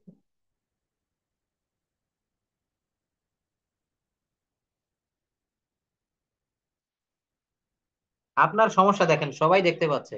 আচ্ছা যাক, আমি সবার কাছে আবার কোশ্চেন করবো, আমি আরেকটু পড়িয়ে আসি। দেখেন আমাদের এখনো আজকে অনেকগুলো ক্লাস, আজকে অনেকগুলো চ্যাপ্টার একই সঙ্গে পড়াচ্ছি, ঠিক আছে? আপনাদের আরো অনেক সময় ধরে পড়াবো। এখানে এক্সাম্পল কি দিয়েছে? I am singing a song, I was singing a song, I will be singing a song, I am writing a letter, I was writing a letter. আমি একটি চিঠি লিখিতেছিলাম, কি হবে? I was writing a letter. I will be writing a letter, আমি একটি চিঠি লিখতে থাকবো। স্টেপ টু তে রয়েছে নাবোধক বাক্যের জন্য অক্সিলারি ভার্বের সাথে নট বসাতে হবে, I am not playing cricket, আমি ক্রিকেট খেলিতেছি না। আই ওয়াজেন্ট প্লেইং ক্রিকেট, আমি ক্রিকেট খেলিতেছিলাম না। I won't be playing cricket, আমি ক্রিকেট খেলিতে থাকবো না। You are not driving a car, তুমি গাড়ি চালাইতেছো না। You R driving a car, তুমি গাড়ি চালাইতেছিলে না। You won't be driving a car, তুমি গাড়ি গাড়ি চালাইতে থাকবে না। স্টেপ 3 এর মাধ্যমে ইন্টারোগেটিভ সেন্টেন্স, অর্থাৎ এখানে আমরা কিভাবে সেন্টেন্স গুলো চেঞ্জ করতে পারি সেই সম্পর্কে কিন্তু এখানে সব দেওয়া আছে। নিচের বাক্যগুলো নিজে নিজে অনুবাদ করুন। এই বাক্যগুলো কিন্তু আপনাদের হোম টাস্ক থাকবে। কিভাবে? হি উইল বি প্লেইং ক্রিকেটের বাংলা কি হবে? হি ওয়ন্ট বি প্লেইং ক্রিকেটের বাংলা কি হবে? উইল হি বি প্লেইং ক্রিকেটের বাংলা কি হবে? ওয়ন্ট বি প্লেইং ক্রিকেটের বাংলাটা কি হবে? অর্থাৎ এইগুলোর বাংলা আপনারা লিখবেন। লিখে আমাকে হোয়াটসঅ্যাপে, যদি কারো সময় থাকে হাতে, যদি কেউ পারেন আমাকে হোয়াটসঅ্যাপে কাইন্ডলি একটু নক দিবেন, আমি কারেকশন করে দিব, ঠিক আছে? হয়তো একটু দেরি হতে পারে, কিন্তু সবার প্রশ্নের আমি উত্তর দেওয়ার চেষ্টা করব। নিচের বাক্যগুলো নিজে নিজে অনুবাদ করুন। এখানে সামিউন নাহার, সৈয়দা ইসলাম, আরো কে কে দেখলাম ভিডিও করে আমাকে পাঠিয়েছেন যে স্যার আমার প্রেজেন্টেশন গুলো একটু দেখে দেন। আসলে আমি ভিডিও গুলো দেখছি, কিন্তু আপনাদের আমি লিখতে পারিনি, লিখে দিব আপনাদের কোথায় কোথায় ভুল গিয়েছে। নিজেদের যদি একটু উদ্যোগ থাকে, দেখেন এখানে ভর্তি হয়েছেন প্রত্যেকের একটা আশা আছে যে আমি ইংরেজি শিখবো। কিন্তু আমি, সোহাগ স্যার যেভাবে আপনাদের পিছনে শ্রম দিচ্ছি, আপনারাও আমাদের পিছনে ইংরেজির পিছনে শ্রম দিতে হবে। তবেই আপনারা ইংরেজি শিখতে পারবেন। এই যে কাজগুলা, মাত্র কয়েকটা বাক্য, 4টা বাক্য, এই 4টা বাক্যর বাংলাটা পারেন কিনা দেখেন তো। নিশ্চয়ই আপনারা পারবেন। আমি এতক্ষণ ক্লাস জানিলাম, এগুলো যদি বুঝে থাকেন এই বাংলাগুলো আপনারা পারবেন। এই বাংলাগুলো খাতায় লিখবেন, ছবি তুলে আমাকে পাঠাবেন। অনেকে নিজের রুমের ভিতরে আপনারা ভিডিও অন করে প্রেজেন্টেশন তৈরি করবেন, সেগুলো আমাকে দিবেন। আমি যথাসম্ভব আপনাদের প্রশ্নের উত্তর দেওয়ার চেষ্টা করব। সবসময় স্যারের সঙ্গে আমার সঙ্গে টাচে থাকার চেষ্টা করবেন। স্যার অনেক ব্যস্ত থাকে, আমি অতটা থাকি না, তারপরও আমি চেষ্টা করব আপনাদের প্রত্যেকটা প্রশ্নের উত্তর দেওয়ার। নিচের বাক্যগুলো নিজে নিজে অনুবাদ করুন। এই বাক্যগুলো কিন্তু আপনাদেরকে অনুবাদ করতে হবে। ইম্পর্টেন্ট নোট দেখেন, স্টেপ 3 এর আগে WH word, when, what, how, where, why যুক্ত থাকলে WH word plus interrogative sentence তৈরি হয়। আমরা তো নিশ্চয়ই এগুলো পড়েছি। Why are you playing cricket? Why are you playing cricket, তুমি কেন ক্রিকেট খেলিতেছো? আর ইউ প্লেইং ক্রিকেট, তুমি কি ক্রিকেট খেলছো? এর আগে আমি যখন একটি ডাব্লিউএইচ ওয়ার্ড যোগ করবো, তখন সেটি কি হয়ে যাবে? ডাব্লিউএইচ যুক্ত ইন্টারোগেটিভ সেন্টেন্স হয়ে গেল। When were you playing cricket, তুমি কখন ক্রিকেট খেলিতেছিলে? Where will you be playing cricket, তুমি কোথায় ক্রিকেট খেলতে থাকবে? Why is he going to the market? Why is he going to the market, কেন সে বাজারে যাইতেছে? দেখেন এই বাক্যগুলো যদি আপনারা শেখেন দৈনন্দিন জীবনে, এই বাক্যগুলো আপনারা প্রয়োগ করার চেষ্টা করবেন। আপনাদের কাছে একটা অনুরোধ রাখলাম। এই যে বাক্যগুলা, এই যেমন যদি কেউ বাজারে যায়, আপনি একজনকে জিজ্ঞেস করতেছেন যে সে কেন বাজারে যাইতেছে, তো আপনি এখানে ইংলিশ সেন্টেন্সটা ব্যবহার করতে পারেন। Why is he going to market, সে কেন বাজারে যাচ্ছে। তুমি কোথায় ক্রিকেট খেলতে থাকবে? Where will you be playing cricket. এই বাক্যগুলো শিখে আপনারা ফেলে রাখবেন না। এগুলো নিজেদের বাস্তব জীবনে প্রায়োগিক ক্ষেত্রে ব্যবহার করবেন। দেখবেন আপনাদের এই বাক্যগুলো নিজেদের ভিতরে একটা ইয়ে তৈরি করবে। আর এগুলো যদি শিখে রেখে দেন, কাজ হবে না। আই এম ইটিং রাইস, যখন ভাত খেতে যাচ্ছেন, ভাত খাচ্ছেন, আই এম, নিজের সঙ্গে নিজে কথা বলবেন। আমাদের দেশে ইংরেজি শেখার ভালো কোনো সিস্টেম বা ওয়ে নাই। তো নিজে নিজে কথা বলবেন। আপনি যখন বাথরুমে গোসল করবেন, নিজে নিজে কথা বলবেন। I am taking a bath now, I am eating rice now, I am going to market now. অর্থাৎ আজকে যে প্রেজেন্ট কন্টিনিউয়াস টেন্স শিখালাম, একই দিনে আমি আপনাদের 6টি টেন্স শিখিয়েছি। প্রেজেন্ট ইনডেফিনিট, পাস্ট ইনডেফিনিট এবং future indefinite, present continuous, past continuous and future continuous. তো এই বাক্যগুলো আপনাদের নিজেদের দৈনন্দিন জীবনে একবার প্র্যাকটিক্যাল ভাবে, আমাদের লেসনের নাম ছিল প্র্যাকটিক্যাল ইউজ অফ টেন্স। আজ আমাদের চ্যাপ্টারের নাম ছিল কিন্তু প্র্যাকটিক্যাল ইউজ অফ টেন্স। তো পরবর্তীতে প্রেজেন্ট পারফেক্ট টেন্স নিয়ে আমরা একটু কথা বলি। প্রেজেন্ট পারফেক্ট টেন্স, কোনো কাজ এই মাত্র শেষ হয়েছে। কি হয়েছে বলেন তো? এই মাত্র শেষ হয়েছে, কিন্তু তার ফল বর্তমানে আছে, এরূপ বুঝালে তার কালকে প্রেজেন্ট পারফেক্ট টেন্স। কিভাবে হচ্ছে? বাংলা চিনিবার উপায় বা গঠন প্রণালী লাগে আমরা একটা উদাহরণ দেখে আসি। উই হ্যাভ প্লেড ক্রিকেট, আমরা ক্রিকেট খেলেছি। এই যে আমরা ক্রিকেট খেলেছি, অর্থাৎ এই মাত্র 2 মিনিট, 5 মিনিট, সর্বোচ্চ 10 মিনিট আগে ক্রিকেট খেলাটা সম্পন্ন করেছি। এরূপ ক্ষেত্রে এই বাক্যগুলো প্রেজেন্ট পারফেক্ট টেন্স হয়। এবং এই বাক্যগুলো কিভাবে করবে, এর গঠন প্রণালীকে চিনিবার উপায় কি, আমরা এটা নিয়ে একটু এখন কথা বলবো। এবং এখানে প্রেজেন্ট পারফেক্ট টেন্সের একটা ইয়ে হচ্ছে, চিনিবার উভয় বাংলা ক্রিয়াপদের শেষে ইয়াসি, ইয়াসো, ইয়াসে এই শব্দগুলো থাকে। যেমন এই বাক্যটা, আমরা ক্রিকেট খেলেছি, খেলি আসি। তো এখানে বাংলা বাক্যের শেষে ইয়াসি, ইয়াসো, ইয়াসে বা সি, সে, সো এমন কিছু শব্দ থাকবে। গঠন প্রণালীতে কি হবে? সাবজেক্টের পর নাম্বার ও পার্সন অনুসারে হ্যাভ বা হ্যাজ বসবে। এটা কিন্তু সাবজেক্ট অনুসারে বসবে। কি অনুসারে বসবে বলেন? সাবজেক্ট অনুসারে এখানে হ্যাভ বা হ্যাজ বসবে। তারপর কি হবে? পাস্ট পার্টিসিপেল ফর্ম হবে। অর্থাৎ যেমন উই হ্যাভ প্লেড ক্রিকেট, এই প্লেড শব্দটা এসেছে প্লে থেকে। প্লে, প্লেড, প্লেড, ইট, এট, ইটেন, ড্রাইভ, ড্রোভ, ড্রিভেন। আমার কথা কি বুঝতে পারছেন? তো কি হবে এখানে? সাবজেক্টের পর নাম্বার ও পার্সন অনুসারে হ্যাভ বা হ্যাজ, তারপর পাস্ট পার্টিসিপেল বলবেন। দেখেন এখানে আমি একটু মার্ক করে দেই, সাবজেক্ট প্লাস, এই গঠন প্রণালীটা দেখেন, সাবজেক্ট প্লাস হ্যাজ বা হ্যাভ প্লাস ভি3 প্লাস এক্সটেনশন। নোট, যখন subject third person singular number হবে তখনই অক্সিলারি ভার্ব হিসেবে হ্যাজ ব্যবহৃত হবে, অন্য সব জায়গায় হ্যাভ ব্যবহার করবে। এই জায়গাটা, এই নোটটা কিন্তু একটু ভালো করে মুখস্থ করে নিবেন একেবারে। Subject third person singular number হবে তখনই অক্সিলারি ভার্ব হিসেবে হ্যাজ বসবে, অন্য সব জায়গায় হ্যাভ ভার্ব বসবে। We played cricket, he has learned English, he has learned English, I have driven a car, আমি একটি গাড়ি চালিয়েছি, আমি একটি গাড়ি চালিয়েছি। তো এই হচ্ছে প্রেজেন্ট পারফেক্ট টেন্স, অর্থাৎ এর বাংলাটা হচ্ছে পুরা ঘটিত বর্তমান কাল। তারপরে কি আছে? তারপর আছে পাস্ট পারফেক্ট টেন্স। এই পাস্ট পারফেক্ট টেন্সটা খুব ভালোভাবে, খুব গুরুত্ব দিয়ে নিতে হবে। এখানে কিছু বিষয় বোঝার আছে, এগুলো না বুঝলে কিন্তু পরবর্তীতে পাস্ট পারফেক্ট কন্টিনিউয়াস টেন্সও বোঝা যাবে না। এবং টেন্সের ভিতরে এই পাস্ট পারফেক্ট টেন্সটা একটু বেশি আমাদের কাছে অনেক সময় কঠিন মনে হয়। আপনি যদি ভালোভাবে নিতে পারেন এটা, তাহলে এই জড়তাটা আপনার কেটে যাবে। অতীতকালে একটি কাজের পূর্বে আরেকটি কাজ সংঘটিত হয়েছিল, এরূপ বোঝালে এর কালকে পাস্ট পারফেক্ট টেন্স। এখানে কি বলছে দেখেন, এখানে বলছে অতীতকালে একটি কাজের পূর্বে আরেকটি কাজ সংঘটিত হয়েছিল, এরূপ বুঝালে এর কালকে পাস্ট পারফেক্ট টেন্স বলে। সবাই মনোযোগ দিয়ে শুনবেন, পাশে খাতা কলম থাকলে নোট করে নিবেন। আমি যখন আনমিউট করে দিব, আমি স্পেসিফিকলি যার কাছে কথা বলবো সেই কথা বলবেন, সবাই একসঙ্গে কথা বলবেন না। আমি যখনই আনমিউট করি সবাই একসঙ্গে কথা বলার চেষ্টা করেন। আমি তো বলছি, আমি মুখ, এখানে যারা রেইজ হ্যান্ড প্রেস করেছেন, আমি সবার কাছে, যারা আননোন বা যারা একটু নূতন, আমি সবার কাছে কোয়েশ্চেন করব। তো সবাই একটু ভালো করে এটা নিবেন। চিনিবার উপায় কি হবে? পাস্ট পারফেক্ট টেন্স, অতীতকালের একটি কাজের পূর্বে আরেকটি কাজ হয়েছিল এমন বুঝাবে। যেমন বাবা বাড়ি আসার পূর্বে আমরা ভাত খেয়েছিলাম, ডাক্তার আসিবার পূর্বে রোগীটি মারা গেল, ডাক্তার আসিবার পর রোগীটি মারা গেল। দুটো বিষয়, অতীতকালে একটি কাজের পূর্বে আরেকটি কাজ সংঘটিত হবে। তো যে কাজটি আগে হবে সেটি হবে পাস্ট পারফেক্ট টেন্সের নিয়ম অনুসারে, এবং যেটি পরে হবে সেটি হবে পাস্ট ইনডেফিনিট টেন্সের নিয়ম অনুসারে। এই জায়গাটা আমরা অনেকেই বুঝি না, বিভিন্ন জায়গায় ক্লাস করেছি, আমরা অনেক বই পড়েছি, কিন্তু ভালোভাবে আমাদের ব্রেনে ঢোকে না। আজকে একটু ভালো করে বুঝে যান, এই জায়গাটায় দুটি কাজ হবে, যে কাজটি অপেক্ষাকৃত আগে হবে সেই কাজটি পাস্ট পারফেক্ট টেন্স, এবং যে কাজটি পরে হবে দুটো কাজের ভিতরে সেই কাজটি পাস্ট ইনডেফিনিট টেন্স। যে কাজটি আগে হয় সেটি পাস্ট পারফেক্ট টেন্স, অর্থাৎ ভার্বের পাস্ট পার্টিসিপাল ফর্ম ভি3 বসবে এবং এর পূর্বে হ্যাড বসবে। এই জায়গাটা ভালো করে, ভি3 বসবে এবং এর পূর্বে হ্যাড বসবে, মনে রাখবেন এই জায়গা। আর যে কাজটি পরে হবে সেটি পাস্ট ইনডেফিনিট। এই যে স্যার এখানে লিখে, ডাক্তার আসিবার পূর্বে রোগীটি মারা গেল। দেখেন দুটো কাজ হচ্ছে, রোগী মারা যাচ্ছে এবং ডাক্তার আসছে। দুটি কাজের ভিতরে কোন কাজটি আগে হচ্ছে? এখানে দুটো বাক্য প্রায় আমরা উদাহরণ বিভিন্ন বইতে দেখে থাকি, ডাক্তার আসিবার পূর্বে রোগীটি মারা গেল আর ডাক্তার আসিবার পর রোগীটি মারা গেল। তো আমরা প্রথম বাক্যটা নিয়ে একটু কাজ করি, ডাক্তার আসিবার পূর্বে রোগীটি মারা গেল। তাহলে এখানে আমরা বলতে পারি ডাক্তার আসার আগেই রোগীটি মারা যাচ্ছে, দুটো কাজের ভিতরে এই কাজটি আগে হচ্ছে।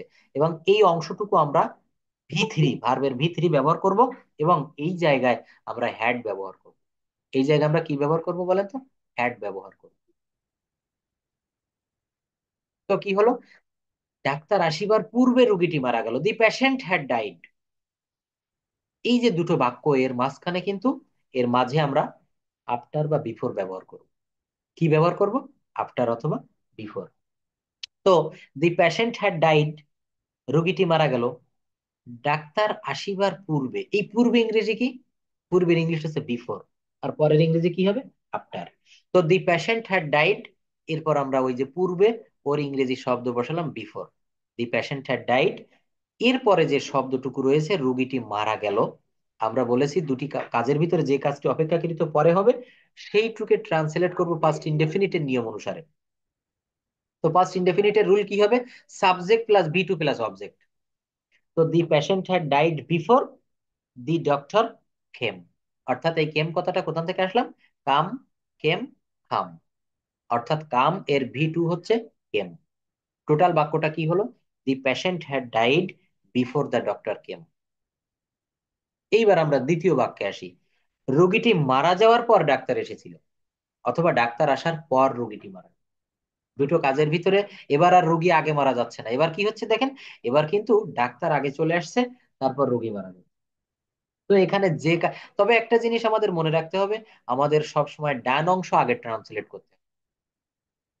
তো ডাক্তার আসার পর রোগীটি মারা গেল, the patient died after the doctor had come. এখানে মনে রাখবেন, অর্থাৎ দুটি কাজের ভিতরে যে কাজটি আগে সংগঠিত হবে সেই কাজটি পাস্ট পারফেক্ট টেন্স, আর যে কাজটি পরে হবে সেটি পাস্ট ইনডিফিনিট। অথবা এখানে রোগী মারা যাওয়ার পর ডাক্তার এসেছিল, দি doctor came after the patient died, ওটা আমরা চেঞ্জ করেও দিতে পারি। তো এখানে মনে রাখবেন, বিফোর এর পূর্বে হ্যাড আর আফটার এর পরে হ্যাড। যেমন এই প্রথম বাক্যে দি patient had died before the doctor came, এই বিফোর এর আগে কিন্তু আমি হ্যাড এর ব্যবহার করেছি। তো এই পাস্ট পারফেক্ট টেন্সটা আপনারা নিশ্চয়ই বুঝতে পেরেছেন। এবং এই পাস্ট পারফেক্ট টেন্সের গঠন প্রণালী কি হবে? যে কাজটি আগে হয় সেটি পাস্ট পারফেক্ট, অর্থাৎ মূল ভার্বের পাস্ট পার্টিসিপল বি থ্রি হবে এবং এর পূর্বে হ্যাড বসাতে হবে। আর দ্বিতীয় নম্বরে যে কথাটি বলেছি, যে কাজটি পরে হবে সেটি হবে পাস্ট ইনডেফিনিট টেন্স। কি হবে? যে কাজটি পরে হবে সেটি হবে পাস্ট ইনডেফিনিট টেন্সের নিয়ম অনুসারে। আমার কথা কি পাস্ট পারফেক্ট টেন্সটা আপনারা বুঝতে পেরেছেন? জি স্যার। হ্যাঁ হ্যাঁ, পরেরটা ওখানে একটু ইসে ভুল হয়েছে। যাই হোক, তা আপনারা আমি যা বুঝালাম এটুকু কি বুঝতে পারছেন? আপনারা এই পাস্ট পারফেক্ট টেন্সটা খাতায় লিখবেন, বেশ কয়েকটা বাক্য লিখবেন, 5টা বা 10টা লিখবেন, লিখে আমাকে দেখাবেন। অথবা আপনারা নিজে নিজে প্র্যাকটিস করবেন, এখানে এই বাক্যগুলো কিন্তু। কোনটা জানো? ও আচ্ছা, ওইটা আমি আরেকবার দেখাচ্ছি। হ্যাঁ হ্যাঁ, এখনই আমি দেখাচ্ছি, ঠিক আছে। তো ওইগুলো আপনারা সবাই একটু বাংলায় ট্রান্সলেট করে রাখবেন। সেই বাক্য চারটা হচ্ছে এই যে এখানে আছে, দেখেন, এই যে এগুলো আপনারা একটু দেখে রাখুন। He will be playing cricket, he won't be playing cricket, will he be playing cricket, won't he be playing cricket. এটা একটু দেখে রাখেন বা এখানে একটা স্ক্রিনশট দিয়ে রাখেন। আর এমনি পেয়ে যাবেন, আপনারা এগুলো রেকর্ডের ভিতরে সব পাবেন, ক্লাস রেকর্ডের ভিতরে এগুলো আছে। আচ্ছা, তো আমরা দেখেন এখানে পাস্ট পারফেক্ট টেন্স নিয়ে এতক্ষণ কথা বলেছি।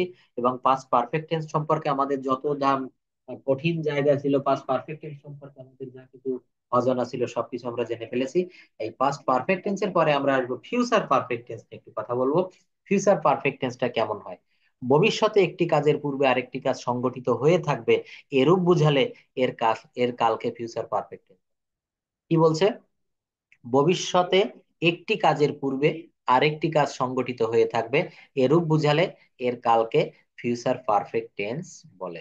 গঠন প্রণালী দেখেন, দুটি কাজের মধ্যে যে কাজটি আগে হবে, ঠিক পাস্ট পারফেক্ট যদি আপনারা বুঝতে পারেন, ফিউচার পারফেক্ট আপনাদের কাছে সহজ হয়ে যাবে। দুটি কাজের মধ্যে যে কাজটি আগে হবে সেটি ফিউচার পারফেক্ট, অর্থাৎ সাবজেক্টের পর পার্সন অনুসারে শ্যাল হ্যাভ অথবা উইল হ্যাভ বসবে, এবং তারপরে ক্রিয়ার পাস্ট পার্টিসিপল অর্থাৎ ভি থ্রি ফর্ম বসবে। বৃষ্টি আরম্ভ হওয়ার পূর্বেই আমরা বাড়ি পৌঁছাই বা আমরা বাড়ি পৌঁছাবো। We shall have reached home before it rains. কি বলছে? দুটি কাজের মধ্যে যে কাজটি আগে হবে সেটি ফিউচার পারফেক্ট, অর্থাৎ সাবজেক্টের পর পার্সন অনুসারে শ্যাল হ্যাভ অথবা উইল হ্যাভ বলবে, এবং তারপর ক্রিয়ার পাস্ট পার্টিসিপল ফর্ম বলবে।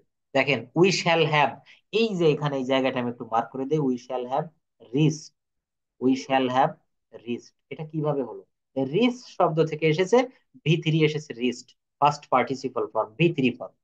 We shall have reached home before it rain. পরে দেখি, নোট অন, ভবিষ্যতে কোনো নির্দিষ্ট সময়ে কোনো কাজ সম্পন্ন হয়ে থাকবে বুঝালে ফিউচার পারফেক্ট টেন্স।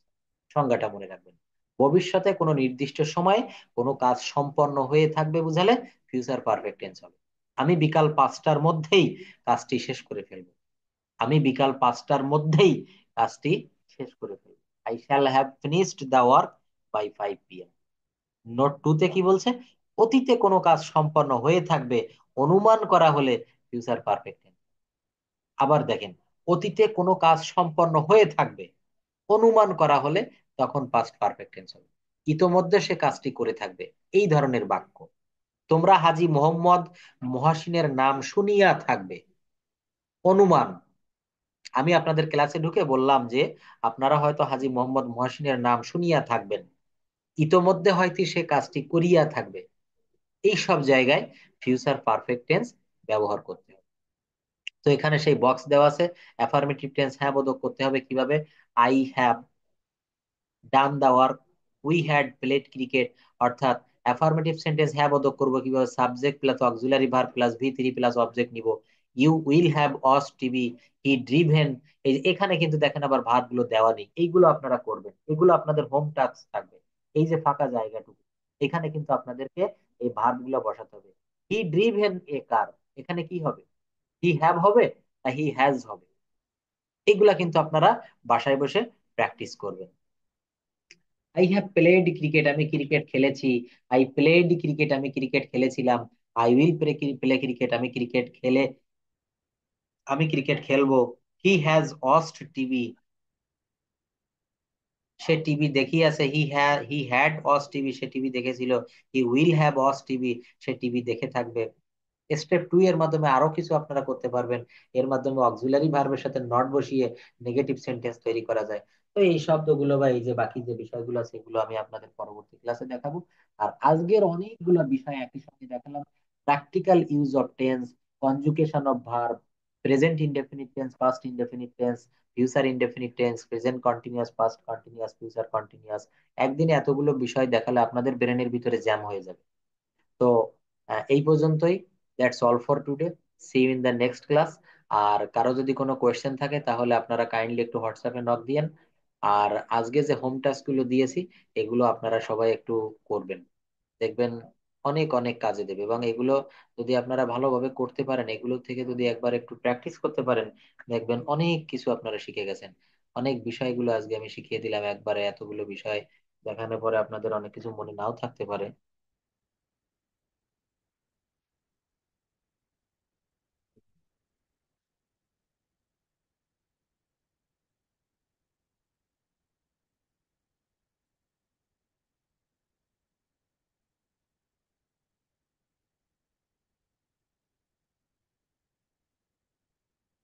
দেখেন, আমার হোয়াটসঅ্যাপ নাম্বারটা আপনাদের জন্য এখানে প্রোভাইড করলাম। আপনাদের অনেকেরই কোনো কোশ্চেন থাকে, স্যারকে হয়তো আপনারা পান না, আমার সঙ্গে একটু শেয়ার করবেন। আর স্পিক ইংলিশ উইথ সোনামুখ যে বইটা স্যার লিখেছে, এই বইটা আপনারা যারা অলরেডি হাতে পেয়েছেন, পড়ে আমাদেরকে ফিডব্যাক দিচ্ছেন, আমাদেরও খুব ভালো লাগছে যে স্যার আসলে বইটা অনেক।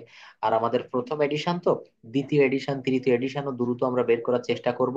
তো যারা এই যে পিডিএফ ফাইলগুলো, অত বড় পিডিএফ আপনাদের এইভাবে সেন্ডও হচ্ছে না, যাচ্ছে না, আমরা ট্রাই করে দেখছি। তো যারা বইটা নিতে চান অনলাইনে অর্ডার করবেন। স্যারের নাম্বার লাস্টে 57 এবং 96, আমার হোয়াটসঅ্যাপে আপনারা নাম ঠিকানা দিতে পারেন। এই বইটা আপনাদের জন্য অনেক অনেক কাজে দেবে। ইংরেজি সহজে যারা শিখতে চান, ইংরেজি একটা কঠিন ল্যাঙ্গুয়েজ আপনাদের কাছে মনে হয়, বইটা একটু পড়ে দেখবেন, A to Z রিডিং পড়ার মতো পড়ে দেখবেন। বইটা অনেক সহজ সরল প্রাঞ্জল ভাষায় লেখা, এবং এই বই থেকে আপনারা অনেক উপকৃত হবেন, এটা আমি আশা রাখতে পারি। তো বইটি অর্ডার করতে হলে হোয়াটসঅ্যাপে একটু নক দিয়েন, অথবা স্যারের ওখানে অনলাইনে ওয়েবসাইটেও আপনারা অর্ডার করতে পারবেন। আর আগামী দিনে আপনাদের সাথে অন্য একটা লেসন, এবং আজকে যে পর্যন্ত শেষ করলাম, পরবর্তীতে আবার এইখান থেকে বা এই যে পর্যন্ত শেষ করেছি তার পরের থেকে শুরু করব। That's all for today. See you in the next class.